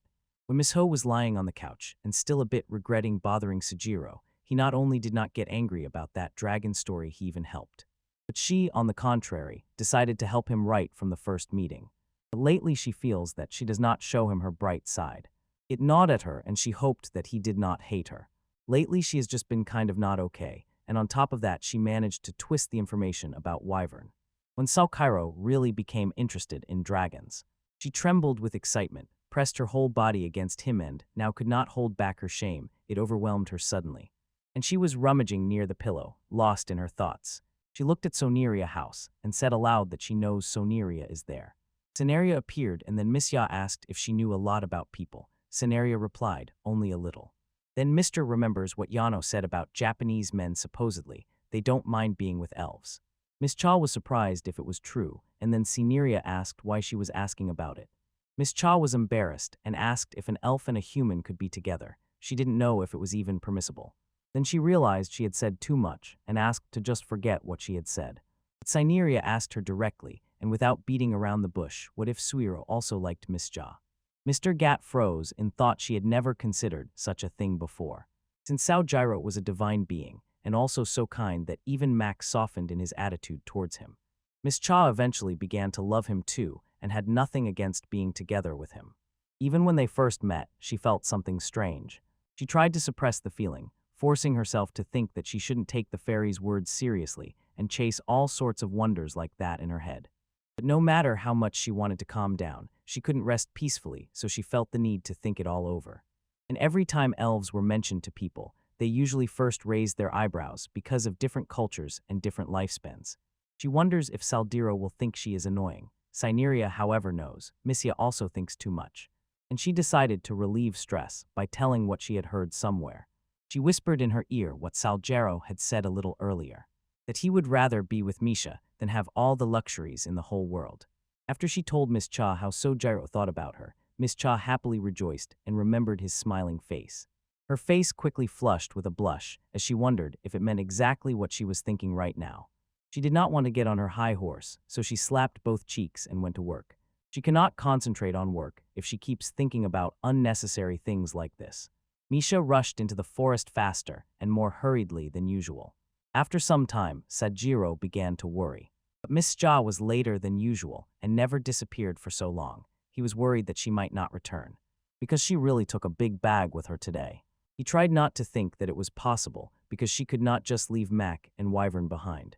This means that she could have been dragged into some trouble. He was already about to enter the forest to look for her when he heard rustling above him. Fortunately, it was none other than Miss Ya. And their eyes met. She created silence. She was the first to break it and apologized for being late. Miss Cha asked if he was worried that she would be late. To this, Sausiro replied that he was only a little worried. She thanked him for caring about her. Then he asked where she had been until now, because it was clear that she had not been hunting today. Miss Cha had prepared something for him and showed him a bag with stones and declared that she went out to collect these. So Jiro asked her what it was and she answered, "These are eggshells." So Jiro did not know if eggshells could look like that.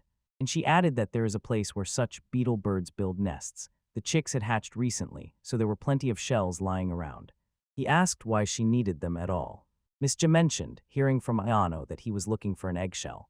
So Jiro just remembered in time, but it didn't work out immediately. To get it, he had to struggle quite a bit because those things were a little far away. Even if she used magic to speed up on the way, she would be glad if it could help Saojiro. So Jiro was delighted she gathered all this for him, although she knew she would be late. Miss Chu was nervous and told him that if this was not enough, she could get him more. So Jiro accepted and thanked her. "Here and again, glad to see you at home." Miss Ya gladly gave up the idea of returning home, and smiling, they both shared a nostalgic moment of happiness together. Suddenly Miss Shi twitched and got up with a red face, then hid behind Saokairo so he wouldn't see her embarrassed expression. He tried to look at her, but she kept turning around. Then Jiro asked what she was doing. She said she was embarrassed now. And he didn't understand, and when he was asked, she just bumped forehead to forehead and ordered to stop. Then he froze in place while she held him from behind with a shy expression on her face. Then she gathered her courage and told him that he had uttered a few very awkward words. But Sujiro had not even spoken a word yet, however. It did not change anything. She delivered her final verdict. After all, he had just done it and simply had to accept it, so Jiro calmly surrendered, and he did not know why exactly. But she tried very hard to help him. Since he met Misha, he genuinely enjoyed gathering all the materials, squeezing smart ideas from her words, and spending time with her from the beginning until now. Everything went so smoothly, and considering how much she does for him, he wanted to surprise her in return to show his gratitude. Mr. then asked him what he would do next. He began to think about it, and told her that it would also be something fun and tasty. John O'Cammon said that he really needed to quickly prepare something because she was hungry. So Gyro assured that he would go right now. And they moved on and noticed Miss Ja. She was happily playing with Mac. Yano rejoiced that Misha had returned to normal and asked Sujiro what had really happened. He could not figure it out on his own. Then she asked why the disaster had happened at all. Her words cut him as if with a knife. And she threw a casual question to Miss Jai why she avoids Saltiro. She twitched in surprise and stated that she had simply exaggerated, and assured that from now on it would no longer affect her. Seniria watched her and was glad that Misha was finally okay. Although she was worried about what to eat with snacks and also wished they had some wine. Sujiro also craved grapes to make wine himself. The next day he received some oranges from Musubai and others. Seeing how truly happy he was, and did not waste a second, immediately planted the seedlings in the ground. Yano told him that these oranges were actually a luxury fruit in this world, which Saldiro did not know. She also added that fruits like grapes, apples, and oranges were expensive here. Even plums and berries cost a fortune. By Japanese standards, everything might seem a bit bitter, but that was still enough for them to enjoy the fruits. Salgero thought to use them to make jam. Yano began telling Jam about her tragic experience in this world. She wouldn't even call it jam, just a stinky, horrible paste. Even after they finally crush the fruits and mix them with honey and spices, then boil everything down to thickness. Even that was better than sweet substitutes, so it's hard to imagine how bland and tasteless food was in this world. Porina went through hell, and she would have been lucky if she had gotten any fresh fruit raw. Salgero offered her an orange and asked her to try it. She cannot help but admire the taste of the orange, which was much better than anything she had in those human cities. Not even kings were destined to taste something like this. There is not a trace here that oranges were gathered from the sacred tree forest. Now she feels much superior, pleased that the degenerate king who made her work day and night will no longer be able to get to eat something so tasty. While she was drowning in thoughts of revenge, Salgero tried the oranges along with the others and sincerely noted that the taste was very good. Sweetness and tartness remain in the mouth, with a long aftertaste tone that makes you want to eat something else right now. He did not expect that in this world he could eat such delicious fruits. He thanked Musube and Malls. While Jaina was so engrossed in the food, she couldn't count how many times she praised the orange one. He offered her to eat as much as she wanted. Soon Mr. Returned came back and said that today's hunt was brutal. He asked what happened, and she replied that she found something incredible. And since it was so impressive, other animals followed it. So this area became a hot spot. Here magical beasts hunt each other and appear one by one. She had to fight with everyone, gathering this. So Gyro decided, next time he would help only if it was that dangerous. He worried about her after hearing that. She thanked him for his care, blushing, and her face blossomed red before his eyes. Then he asked what exactly she had found. She replied, she will take it now and pull it out. And the next moment she pulled out an orange. She felt proud to have found oranges in this forest and wanted to eat them together with Saukairo. Sujiro told her it was incredibly tasty, trying not to admit that he had already eaten it all. She noticed his reaction was not that strong at all. It made her wonder if he understood how rare these oranges were. Even nobles could not buy them at any price due to their absence. And they certainly were incredibly delicious, so Gyro told her he was truly happy and sincerely grateful for everything she had done. In that case, she was happy and wanted to share it with everyone. She immediately headed to Riano. Salgero tried to stop her, knowing that Yano's reaction would probably knock the ground from under their feet, so he hoped for a miracle, that she would finally read the mood and act accordingly. As expected, Yanok simply asked Misha directly if they would have oranges again. Her words threw Mr. Damfunded off balance. What exactly did she mean when she said again? After that, said Zero told her the whole story about how Yukutama and Katama were gathering oranges underground and retrieving them. After she herself ate some oranges, she really felt better, so Gyro said that the pasture would be finished tomorrow. She asked how it happened so quickly. He kept insisting that she praise him, saying that he really was incredible. While they were talking, Wyvern was playing with Mac, and it seemed that finally his sounds had healed. Now Wyvern mostly stays outside, except when he sleeps. They set up a pasture for them, so they could run as they pleased and enjoy themselves. And a new shelter appeared for Mac and Wyvern, because in the future they will grow even bigger. He had just learned that Mac was actually not a dog, but a black she-wolf, and that Yano also helped him. He thanked her. It must have meant a lot to her too. It didn't particularly bother her, because her skills working with the octopus also grew significantly during training, so she was always open to new improvements. Salgero decided that this would be good for both, and there was no need to rush with it. He did everything only because he wanted to, not because it was some job or duty. Jono then asked if he had seen her dance with the octopus. All the right hands moved simultaneously, and that had previously been incredibly difficult for her. He did not want to think about something so strange, and besides, he felt his strength growing stronger. He still felt the hands of the goddess, how she blessed him with this divine instrument when his life was almost over. Now that he had this divine artifact, it was up to him what he wanted to do with it. The more he used it, the clearer he understood. The intention with which the instrument is used determines whether it is used for good or evil. And since he just wanted to relax, he decided to travel calmly, without haste. Signoria arrived and was impressed by the vast pasture.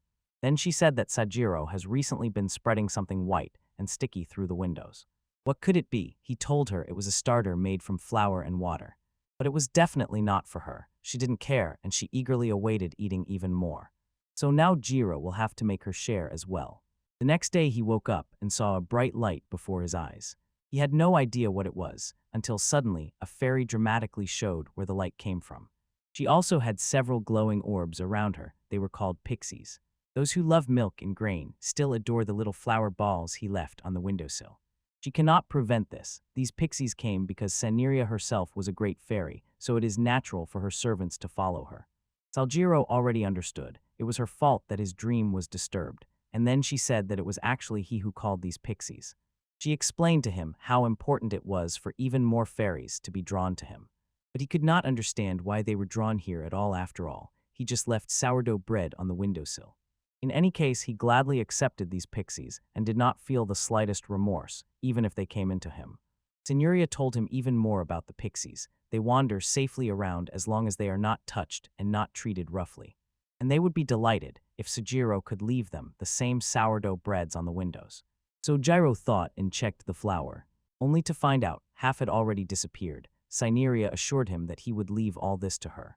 When she approached the pixie and gently touched her, he forcefully drove it into the flour, as if punishing it. So Jiro asked if maybe he should not treat them so roughly. She replied that it was not considered rude behavior. Moreover, she had another reason. She asked him to look at the flour. He fermented a little and the pixies split into two as well. He was curious about what had just happened. Signoria explained what she had done. She helped the flour ferment with the help of these pixies. With this, he could ferment as much flour as he wanted. And suddenly it occurred to him, this was something like yeast. But this only meant that he needed to grow even more flowers, so he went for additional ingredients and began to prepare. He used wild yeast to bake bread, mixing water and flour in equal proportions. Then I left it at about 30 degrees Celsius for a few days. And that was it, the flour was ready. This time the flour turned out better than before. And he realized it was time to start making bread. First, he made the starter in flour, then added salt and sugar. Next, hot water, mixed and kneaded the dough thoroughly. After that, he put the dough in a pot, covered it to create a baking environment. While the dough slowly baked, it also slowly increased and eventually doubled in size. Then he carefully pressed the dough with his hands to release the gas. He shaped it once more. So again let it stand in the cauldron to ferment, and cover the cauldron with a stone lid. And place a piece of coal on it to slowly cook on both sides over low heat. And with this, the bread was finished. He served them orange jam, the very same one he had already prepared. He was already about to try first himself. He could hardly wait for the others, but as soon as he could take and eat. Dono burst in, piercingly looking at him with her eyes, and Mac watched where she looked. Both looked helplessly at Seiyujiro, and he could not help but feel guilty. He insisted that he was just doing a tasting trial. Then the fairy arrived and said to him, "Go further and try." But he could not just eat alone, so he asked the others to taste it too. Yano and the others rushed forward with excitement and pounced on the bread as if it were a trophy. He remembered how he asked Miss Jo what she thought about bread. She perceived it as just a thing to dip into soup. Jaina, on the other hand, could only think that bread is something that blackens when baked. Saljiro decided that Yano had at least once tried baking, and Misha seemed to consider bread something hard and inaccessible. Now he suggested tasting these soft flatbreads, freshly made by himself. Both slowly bit into the bread, and their reactions were probably more than joy. They were breathless, that they could taste something so delicious and new, even for Yano. "You were sad. I wonder how much she can take for a single piece of this." Sujiro was glad that everyone liked it, and even the fairy secretly ate a little, and she liked it wildly, although she praised it indirectly, saying Pixie really loves bread. She told him that it would be perfect to entertain guests, and that they would definitely be delighted if they were served something like this. But Sakairo did not remember anyone coming. She said that soon he would understand everything.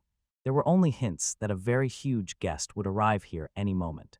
While Yano and Masita were enjoying bread with jam, Saucero was lost in thoughts about who might come. But he never expected that the guest she mentioned would arrive so quickly, and it shocked him. It was a huge dragon. The dragon was also pleased to see the wyvern here. Senyoria introduced this big dragon Sairo as Sky Dragon. The dragon stated that he came here after Misha invited him.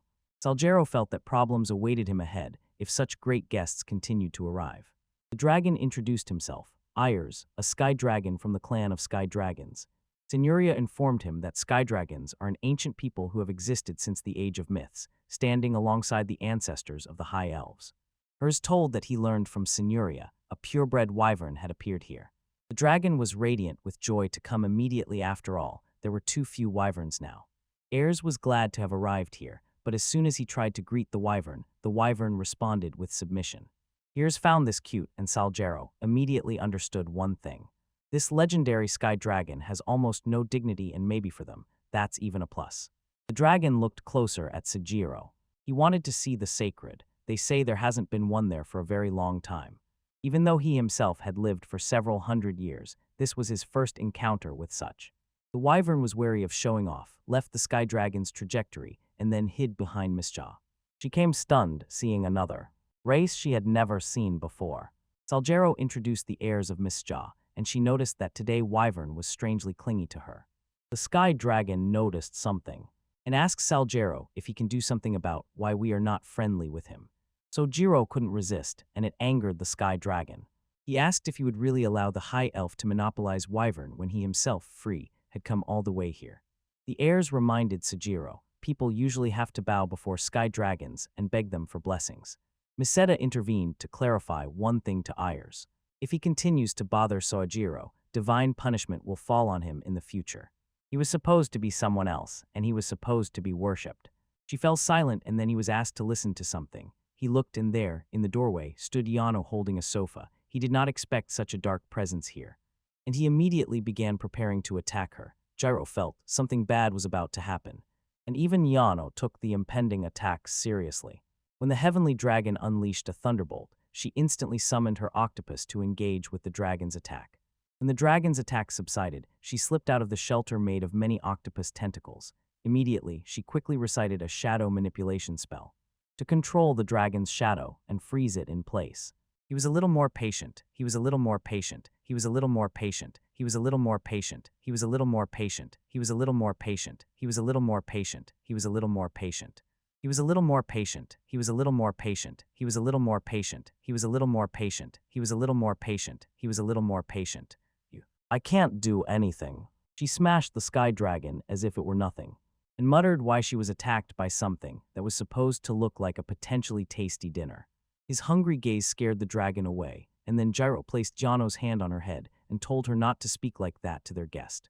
Yano came to her senses after Sujiro pointed this out to her and asked what kind of dragon this was here. So Jiro told her that these were the heirs, and that he had just come to see the wyvern here. She was surprised and asked why the hell she was attacked by a thunder strike out of nowhere. It really scared her to trembling. Sakairo was sure the scariest here is Ayers, and he realized that Yano could become truly terrible if she fought seriously. She reminded him that she was supposed to be the greatest adventurer. In any case, he told her that there was no need to fight here. The heirs concluded. The Sacred One kept everything under control right here, and that somewhat relieved him. Then the dragon began to glow, and in a few seconds transformed into a human. Now he understood he would no longer look like food to that girl. And Saldirio noticed that he was wearing a kimono, a wonder for this world. Jono cannot help but feel strange. A big scary dragon turned into a cute, small, and handsome boy with a cheeky character. He told her that sky dragons actually have no gender, but she still treated him like a boy. Mr. Mention says, instead of chatting, just move forward, and asks what exactly Jiro thinks. For now, it has to be this way. As long as there are heirs and Yano, everything is fine. Don't fight among yourselves just.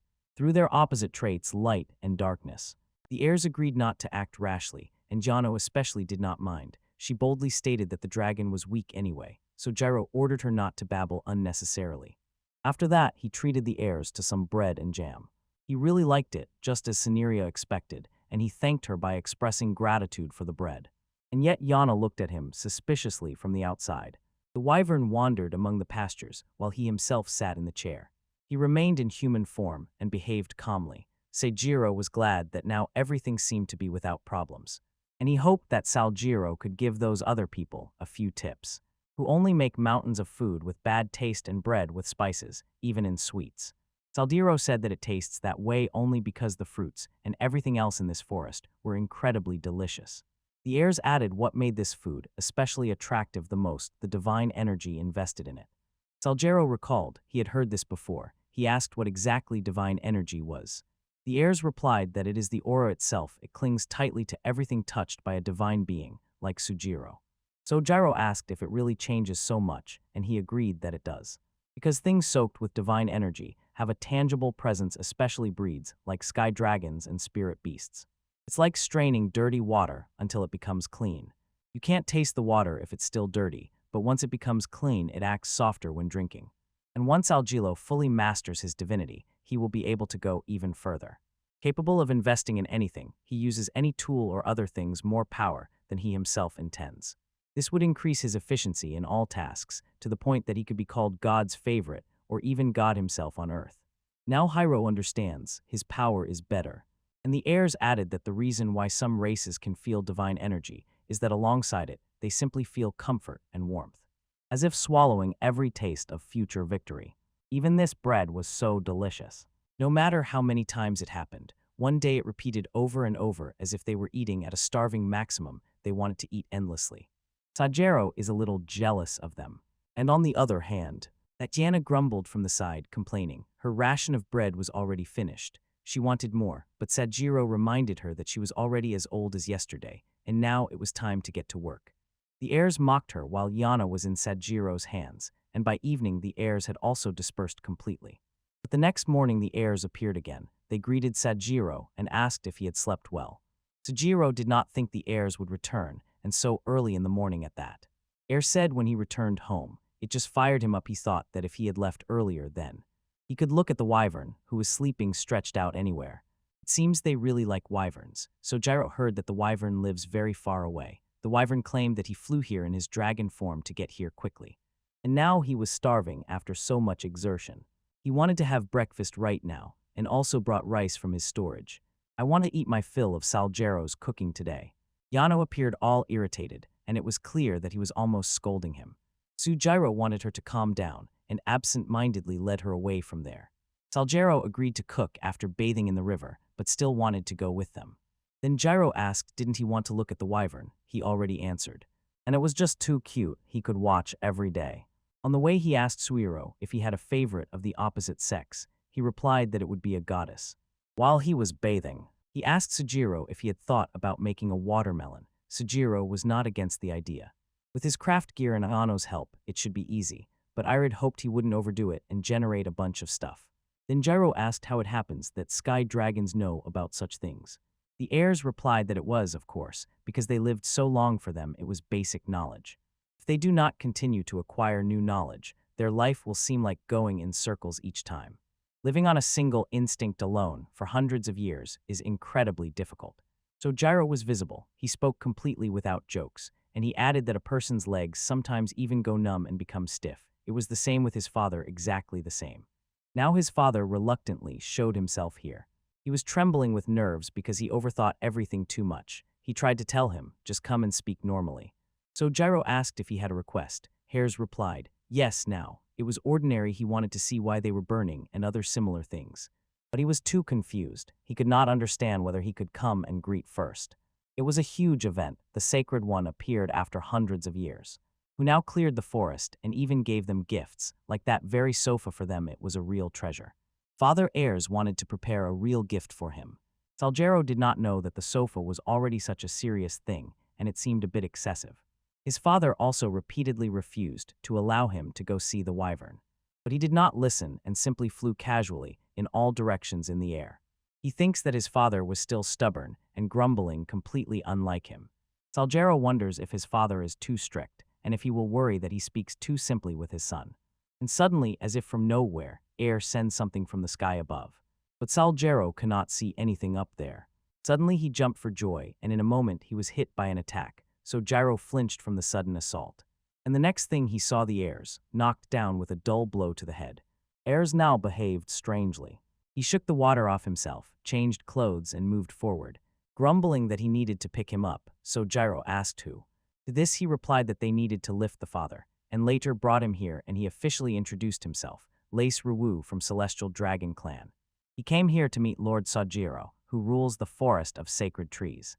Saljiro introduced himself and casually asked if Lasravu was the father of the heirs. Lazarus had a serious expression on his face when he apologized to Sujiro for interrupting his leisure earlier. When he launched an attack from several miles away on their heirs, he couldn't just stay put after learning. His son acted on his own discretion. He bowed to the ground and sincerely apologized for his rudeness. Saljiro assured that everything was fine and asked him to raise his head, saying that he had a good son. Laze Ryua heard this with relief. Then Sujiro said that he was simply someone who settled in this forest without permission, so he couldn't really rule it. But Lace Ryu heard something different than Cineria. That he passed through the forest of sacred trees, clearing the way there, and that spirit beasts served him. So Gyro said that they actually loved him, so they were voluntarily by his side, not forced. Even the local wyvern liked him and wanted to be a pat. He petted the wyvern on the head, and Lace Ryu suddenly understood everything. Everyone came to him only of their own free will, and Saukairo simply accepted them. He nodded just like that, and Lasaru apologized for the misunderstanding. He said that the fairy was quite the chatterbox, making everything in an even more theatrical manner than it actually was. Saljero knows that this is definitely a script, and in any case asked Lace Rao to feel at home. Lace Rao then asked him to agree to something. When he pulled out a shining talisman and said that it was an apology for all the troubles he had already caused up to that time, and he also wanted to give it as a sign of their friendship. Saljero wondered what it was. Lacereo explained, it is a dragon's battle orb. Saljero immediately understood. It was truly a valuable thing, and he could not just accept something so precious. But Lace Ruwu was okay with it because his son would continue to bother Sajiro in the future anyway. Moreover, he had plenty of them. He added that he made this orb with his own hands, as thanks for the sofa that Sakairo gave him earlier. He would feel honored if Sajiro agreed to accept something he made with his own hands. So Gyro could no longer refuse. Lace Ryu declared so he accepted the orb. And Laker told him that the bullet has the blessing of water, the same as Sajiro's divine powers. It can shed pure water, so Sairo will no longer have to worry about water disasters in the future. Saljero froze from the fact that he was simply given something incredible right from the hands. Then Saljiro guessed that Lace River might even provide pure, fresh, hot water. Saljiro imagined how exactly Lace River would deliver it. And this immediately made him understand what exactly Lace Rowell was trying to interpret. He suddenly became incredibly happy and wanted to look forward to their friendship. When they shook hands, he assured Lace Ruwu that his son is always welcome at any time. Lace Rue still had one thing to say then. He actually wanted to ask to pet the wyvern on the head. While Lace Ruwu enjoyed petting the patting wyvern's head, Sajiro wondered if Lace Ruwu gave this gift with the intention that this place would also become his favorite corner. He realized this orb could be useful to build a bathhouse. It was truly a great help. And the spirit of the master Mr. Nodi's Saljero awakened again, so she is curious what he will forge this time. So Jiro walked around the area to find a spot for the future bathhouse. And Mac followed him, so he asked Mac not to dig any holes in this area. First, he needed to clear the weeds and stones, then check the soil level. For this, he asked Katama for help. After that, he dug out the space designated for the bath for Katama. Then he carefully compacted the entire surface with craft gear. Next was the installation of water pipes, which Katama was responsible for. And the drainage had to be connected to the river water. Then Katama dug water channels.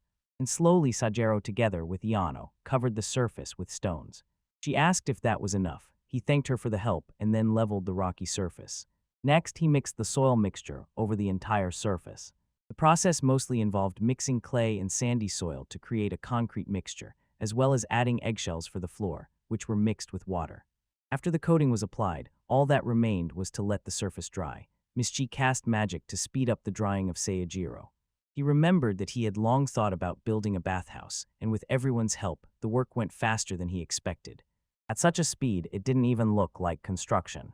More like an adventurous hobby project made on a naive impulse. He told Yano that things don't always go as planned. She agreed. This time, he did not want to listen to any logic, and she apologized if her words made him nervous. Therefore, Gyro knows that he does everything inspired, and the bushcraft game made him a little off course. This workload was just right for a hobby project, and one way or another, he did not want to delve too deeply into thoughts. He just enjoyed everything while it was happening. To finish the bath, he cut fragrant boards into thick planks and joined them, making the bath so large that it could fit 10 people. Inside, he also built a stepped ledge to sit on and drill a hole for drainage. Then I attached waterproof film outside, and everything was ready. Next, he tamped the ground a little so that water would flow to the bottom of the pit, and installed several wooden footrests. Saljero lifted Yano's wooden tub and slowly, carefully set it into the dug space. As soon as the tub was installed in the pit, Saljiro, with his skill, adjusted its placement to the perfect spot.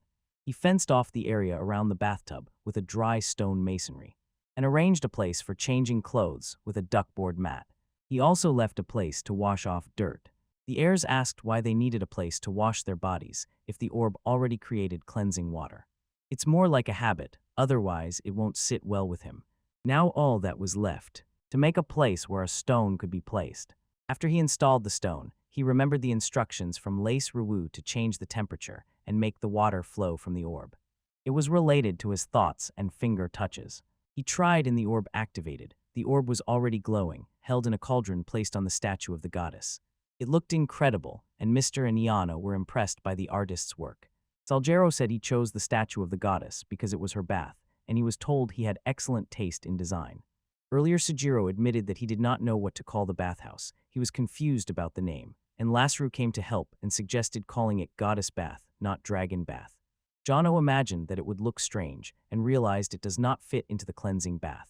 So since it was Godova's bathhouse, they had to wait until the tub was filled. The next day, deep in the forest, the open baptismal font has already been prepared for enjoyment. Sujiro made the first dive, and it felt so good that the whole body switched to rest mode. Warmth spread across the shoulders. Then other spirit beasts joined him, and it was interesting to watch how they bathed with pleasure. He was glad that the bath was chosen to fit them all. Then Cineria joined them and said that it was really very beautiful. She praised his skill to prepare a bath even for her. At that very moment, he heard others entering the bathhouse. What made him think maybe he will have to switch with them because Miss Ya and Iana are girls. Saljero understood. Sharing the bath and showing it is improper, so it was enough to switch places until everyone had their turn. He told Iano that he would come out soon, but she was so deep in thoughts about how she would enjoy a hot bath that she did not hear him. Soon another one burst into the fight. It was Airs, and he noted that calling this bath a hot spring would be, to put it mildly, an exaggeration. Then Sujiro called these two and asked what to do about the one who would watch over the monsters. He was told that he was not worthy to bathe alone in the bath, and apparently no monsters would dare to approach the hot spring blessed by the heavenly dragon. Weaker magical beasts would definitely be confused by the elves' barrier. Jono also jumped up when there was nothing left to track. He couldn't wait for the switch. Mr. arrived in a moment and also joined the bath, and so the whole company found themselves in the hot spring with no shortage of space. Saljero was confident. Everyone would like this bath so much that no one would bathe in the river anymore. Although Miss Hai still needed some time, she still went to the river afterward out of habit to cool her body. Later he grumbled as soon as he heard that Saljiro could not bake bread. He had run out of flour. The heirs really wanted to eat bread for breakfast. Gyro said that he soon plans a trip to the human village to stock up on flours. Heirs cannot just wait until then, and meanwhile something is amiss in the human city today. Sedek told Dolaro that he heard. Dolaro has been spending quite freely in recent days. Doliro replied that it was for the sake of the city, and the main reason they could do this was that the harvest turned out good. But they do not know how long this good streak will last. Sedek told him to just be happy about it, but Dolero could not so easily brush everything off. And he was carefree, as the city lord himself assured. Dolero takes his job as the city financial manager as strictly as possible. This year, Sedek recalled, it was their best result from the materials they obtained from the sacred tree forest. Sedek made a deal with the royal family, and no adventurers could bypass it anymore. And they were watching the forest with interest. Sedek was sure travelers would let them know if something strange happened in the forest. So far, this had not happened, and there was no work for his soldiers. Likewise, recently, there have been no expeditions for monster hunting. Now he only needed to command the guards at the city gates. Dolaro told him to watch himself and carefully look around, because things were becoming increasingly unusual. So someone burst into the gate with a crowd and brought an urgent report about an extraordinary event. Something was wrong in the forest, and intervention from Lord was needed as soon as possible. Zedek quickly jumped outside to look, and what he and Dolero saw, casting their gaze as far as possible toward the forest, left them speechless. A giant shadow loomed over them, which made them fear the possibility of dangers that could befall them very soon. After some time, Sojio, Yano, and heirs headed to the human town with brown walls to stock up on everything necessary. He did not know if the gatekeeper still remembered him. They traveled almost the entire way in the air, greatly reducing travel time, and Misasa got off along the way to collect rock salt. Ayres himself offered a ride probably, because his father could have ordered him to compensate for disobedience. And since Lace Ruba was entrusted to take care of the wyvern, he looked very satisfied. As soon as they reached the city gate, they saw a crowd of soldiers and adventurers ahead. They wondered if their entry would be delayed. One of the guards saw Sojiro and recognized him as the boy who came earlier with the elf. They immediately stopped him and did not let him ask. Then Sedek stopped them, approached Sojiro himself and greeted him, saying that he felt Sojiro had probably already arrived. Sojiro tried to ask Sedek what was happening, but Sedek simply asked him to come inside, bypassing the guard's check. Sedek cannot just hold the Lord of the Sacred Forest, the one who came peacefully to visit, while he waits outside. He met him with open arms in front of everyone, and Sojiro felt everyone was looking at him. He did not understand why Sedek called him Lord of Forest. Then Sedek said that Sojiro was simply incredible. He killed a huge demonic beast and did not even sweat, and also lives near the elves. Sojiro just picked up everything he said and agreed, thinking he had a reason for it. He also asked his friends to come in with him. Giano and the heirs were glad they were given VIP service, and the guard now assured the other people that the Lord of the Forest was here, so they no longer needed to fear the dragon. John asked Sojiro if he knew the Lord of this city, and if Sojiro claimed that he had actually never met him. Then she informed him that Sedek is actually the master of this town. Sedek smiled. While Sojiro respectfully bowed to apologize, he did not know what had happened before that. Sojiro stated that it was his fault he had not introduced himself earlier. After he brought Sojiro to the city, Sojiro bought everything needed and handed it to Yano to take back. The heirs decided to walk around with Yano, so they left him alone with Sedek. Dolero greeted Sojiro and said that they needed to talk inside. He was served snacks while being questioned about his recent situation in the forest. Sojiro pondered what to say, and Dolero assured him that there was no need to worry. He just wanted to find out who made those things that Sojiro produces. It was no longer about the product itself, let them be able to truly appreciate it. Sojiro told them everything, including that he was the one who created them and it left a mark. And just to think, Sojiro lived with a nightmarish beast, a black she-wolf. The legendary spirit moth beast spoke about antiquity about the ancients with an incredibly powerful and valuable thread. They say even elves hardly have a chance to glimpse them. Sojiro understood. Perhaps that is why Misha was so surprised when Musubai appeared. Both Sedek and Dolero considered that such a thing was normal for him. Then they decided to ask Sojiro about the thing that had been gnawing at them all the time. And Sedek asked about what they saw before Sojiro arrived, the shadow of a huge dragon looming over the forest. He asked Sojiro if he knew anything about it. To this, Sojiro replied that it was actually the same boy whom Sedek had met earlier with white hair. They were the heirs of the Heavenly Dragon clan, and she gave them a ride. Sedek gaped when he learned that it was the Heavenly Dragon, the very one said to have been sleeping for thousands of years far in the west. Sojiro recalled that he himself came from the west. He observed their reactions and realized they saw a prankster in him. He did the right thing by warning him in advance how important it is when legendary beasts appear near him. Sedek ordered Sojiro to keep secret who the heirs were so that others in the town would not know about it. He did not object but asked why exactly. To which he replied that the visit of the Heavenly Dragon will definitely throw the city into chaos. Therefore, it is better for the heirs to keep a low profile, let everyone live peacefully and comfortably. Sojiro understood he was right. After all, dragons turned out to be a really big deal. And he looked much stronger than any demonic beast, so it is no wonder that people feared him and panicked. For now, he quietly sneaked into his base as if he had a cat cafe here and started. The heirs also wanted his identity to remain a secret from the townspeople. Zuiro was glad that he understood how rare he was. Sedek asked Zuiro if his goal was to cleanse the forest. He wanted to find out what else he could get from him. Sojiro then smiled and remembered Sedek likes to draw as a hobby. Sojiro told him that he just wants to live in a peaceful retirement as comfortably as he does. Although he lives comfortably, he still sometimes feels guilty and knows that he has no great reason for everything he does. But Sedek assured him, everything is fine. People felt better with a little guilt. It didn't matter whether they were working or just stalling. Delero constantly reminded Sedek he died only while stalling when he was drawing, and said that he wanted to live without putting work first. Delero understood what he meant, and this confirmed SETX's words, everyone has guilt and that's normal, until they start overdoing it. Sedek asked if he had just said a very good thing. Dallaire reminded Sedek of this only because he talks like that. He will not let Sedek simply leave the position of Lord of the city. The current situation was the hardest in their entire history. And also, how did it happen that Yano from the Black Sea was with him? Sojiro did not know that they were called Yano Black Sea. And now he was worried whether everything would be fine with Yano, and here's if they were left alone in the city. Meanwhile, the heirs and Adjano were heading to the guild, because she wanted to at least somewhat show her face at the guild. She hadn't appeared since she went into the forest, and simply stayed there. It would be painful if they kicked him out because he disappeared, and she decided that he might have died. And she also wanted to stay informed, keep up with the fresh news. Since Big Brother Sujiro was thinking about starting her own business, if this was a variant that even travelers would like, she could help present the guild's goods.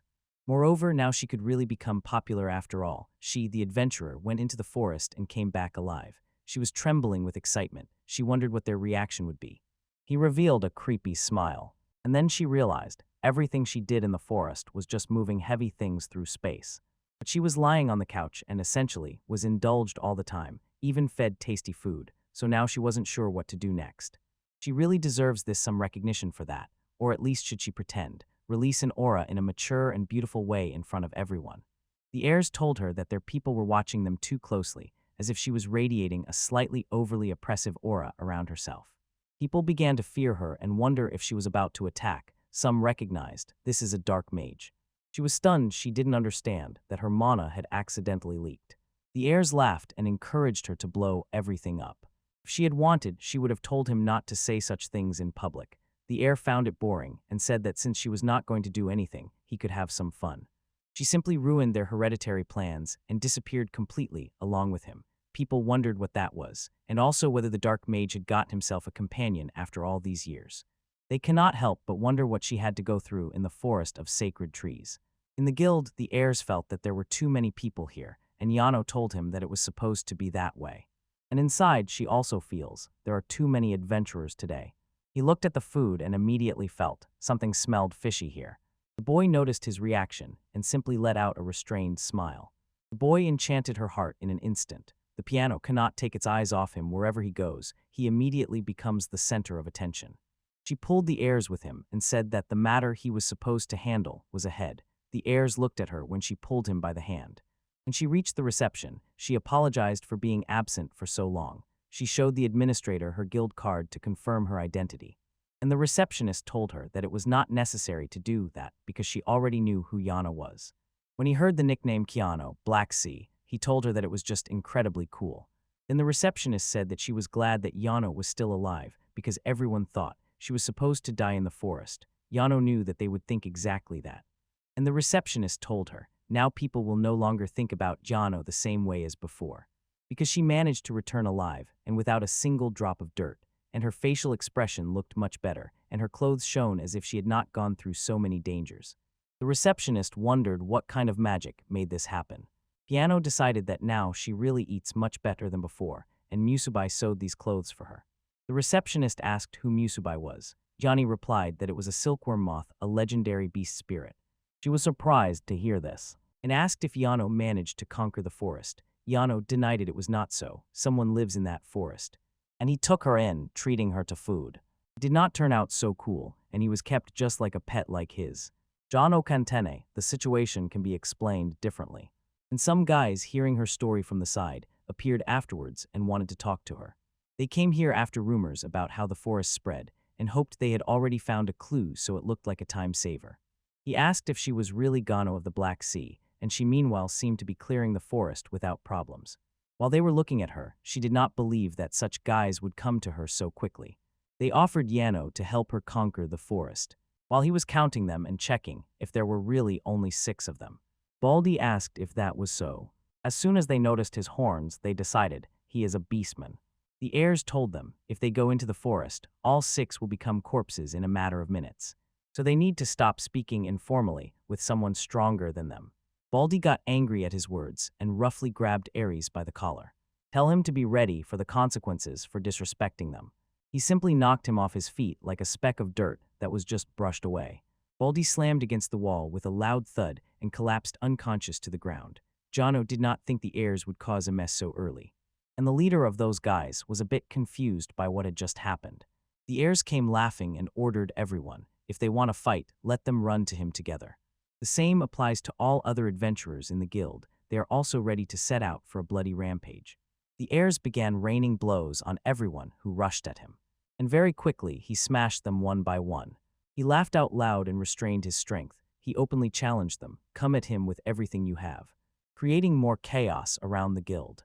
The receptionist made it clear, if they really fight inside the guild, the loser must pay for all damages. Jono told her to behave like a receptionist and just stop it. She seemed to want exactly that. Recently, so many new adventurers had appeared that she wanted someone like Jono to keep these idiots in check. Jono does not think that she will be able to cope with such things. And then she told the administrator that she would live in the forest for some time.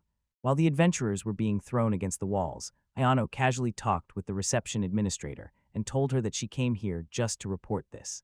Yano looked at the guy who was just thrown overboard and realized it was time for her to run away. The man on the ground called out to her and said that she received words from the royal cap to participate in the expedition, and the king also sent a letter here, but as soon as Yano saw it, she seemed to be extremely angry, and the guy and the receptionist felt a chill in the air.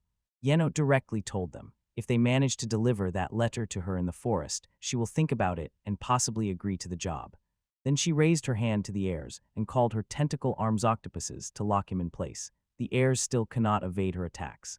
And Yano casually stopped everyone so they would not make a fuss. She told the receptionist to consider it help as a greeting and also left something to cover the damages. After that, she began to leave, taking her farewell, but the receptionist called her, asking why she was leaving already now. Then she noticed that Yano simply put the fire bear's skin in place, and that itself was an extremely valuable thing. This fur alone would have been enough for them to live in abundance for 4 years. And then everyone again realized how strong Yano was. She never gave in even once. She stopped everyone alone, even that beastman who had beaten them all before without a drop of effort. They decided that these were probably the difficulties of the forest, and everyone began to guess who could be the master of the forest. Yano had spoken about him. They decided that he must be a fairly strong man, since Yano was his apprentice, and even she refused the invitation from the royal palace. They decided that perhaps it was worth starting to take everything more seriously. If they went into such a forest, they would simply be wiped off the face of the earth. From that day, the travelers began to challenge each other to improve their fighting skills, to someday become strong enough, and perhaps set out to explore the forest of sacred trees. But on that day, each of them realized one more thing: their fights were meaningless. Because the truly powerful ones, they lived in the forest, and they could not even be compared to them. Giano said that now he was returning back to the forest. He was already ready. She decided that there was no point in staying. She had done what she came for. He spoke to him only when he was told that he spoke harshly only when she talked to him. And she reminded him, her words are not eternal. He could change his mind if he considered himself strong enough to do so. He told Yano that she would not become popular if she accepted the letter from the royal palace. Yano did not expect him to listen even when he was rushing into a fight. She replied that she did not want to go anywhere, and she no longer needed anything like becoming popular. She still believes that life here would be easier if only she had accepted that letter. And it is true that if she had gone to the royal capital, she might have been offered all sorts of privileges and popularity that she sought in the past, but the brilliant and dreamy life no longer attracts her. Since she met Sajiro, he was the first who looked at her as a person. And everyone else there also treated her like family, even Miss J, who treated her like a younger sister. She concluded that the real reason she ended up in this world was to be close to people like Misha and Ayers, who see her as she really is. Not something like a tool, like those guys from the royal palace. She was sure joining the royal palace would bring no benefit no matter what they promised. Now he was no longer by her counter, and she realized, yes, that was probably how it was. Instead of living in the royal palace, she thinks it will be much better in the forest. Now she just wanted to live there comfortably with everyone. It pleased her, and she longed to get home as soon as possible. He wanted to go somewhere. She told him to first ask Big Brother before going anywhere else.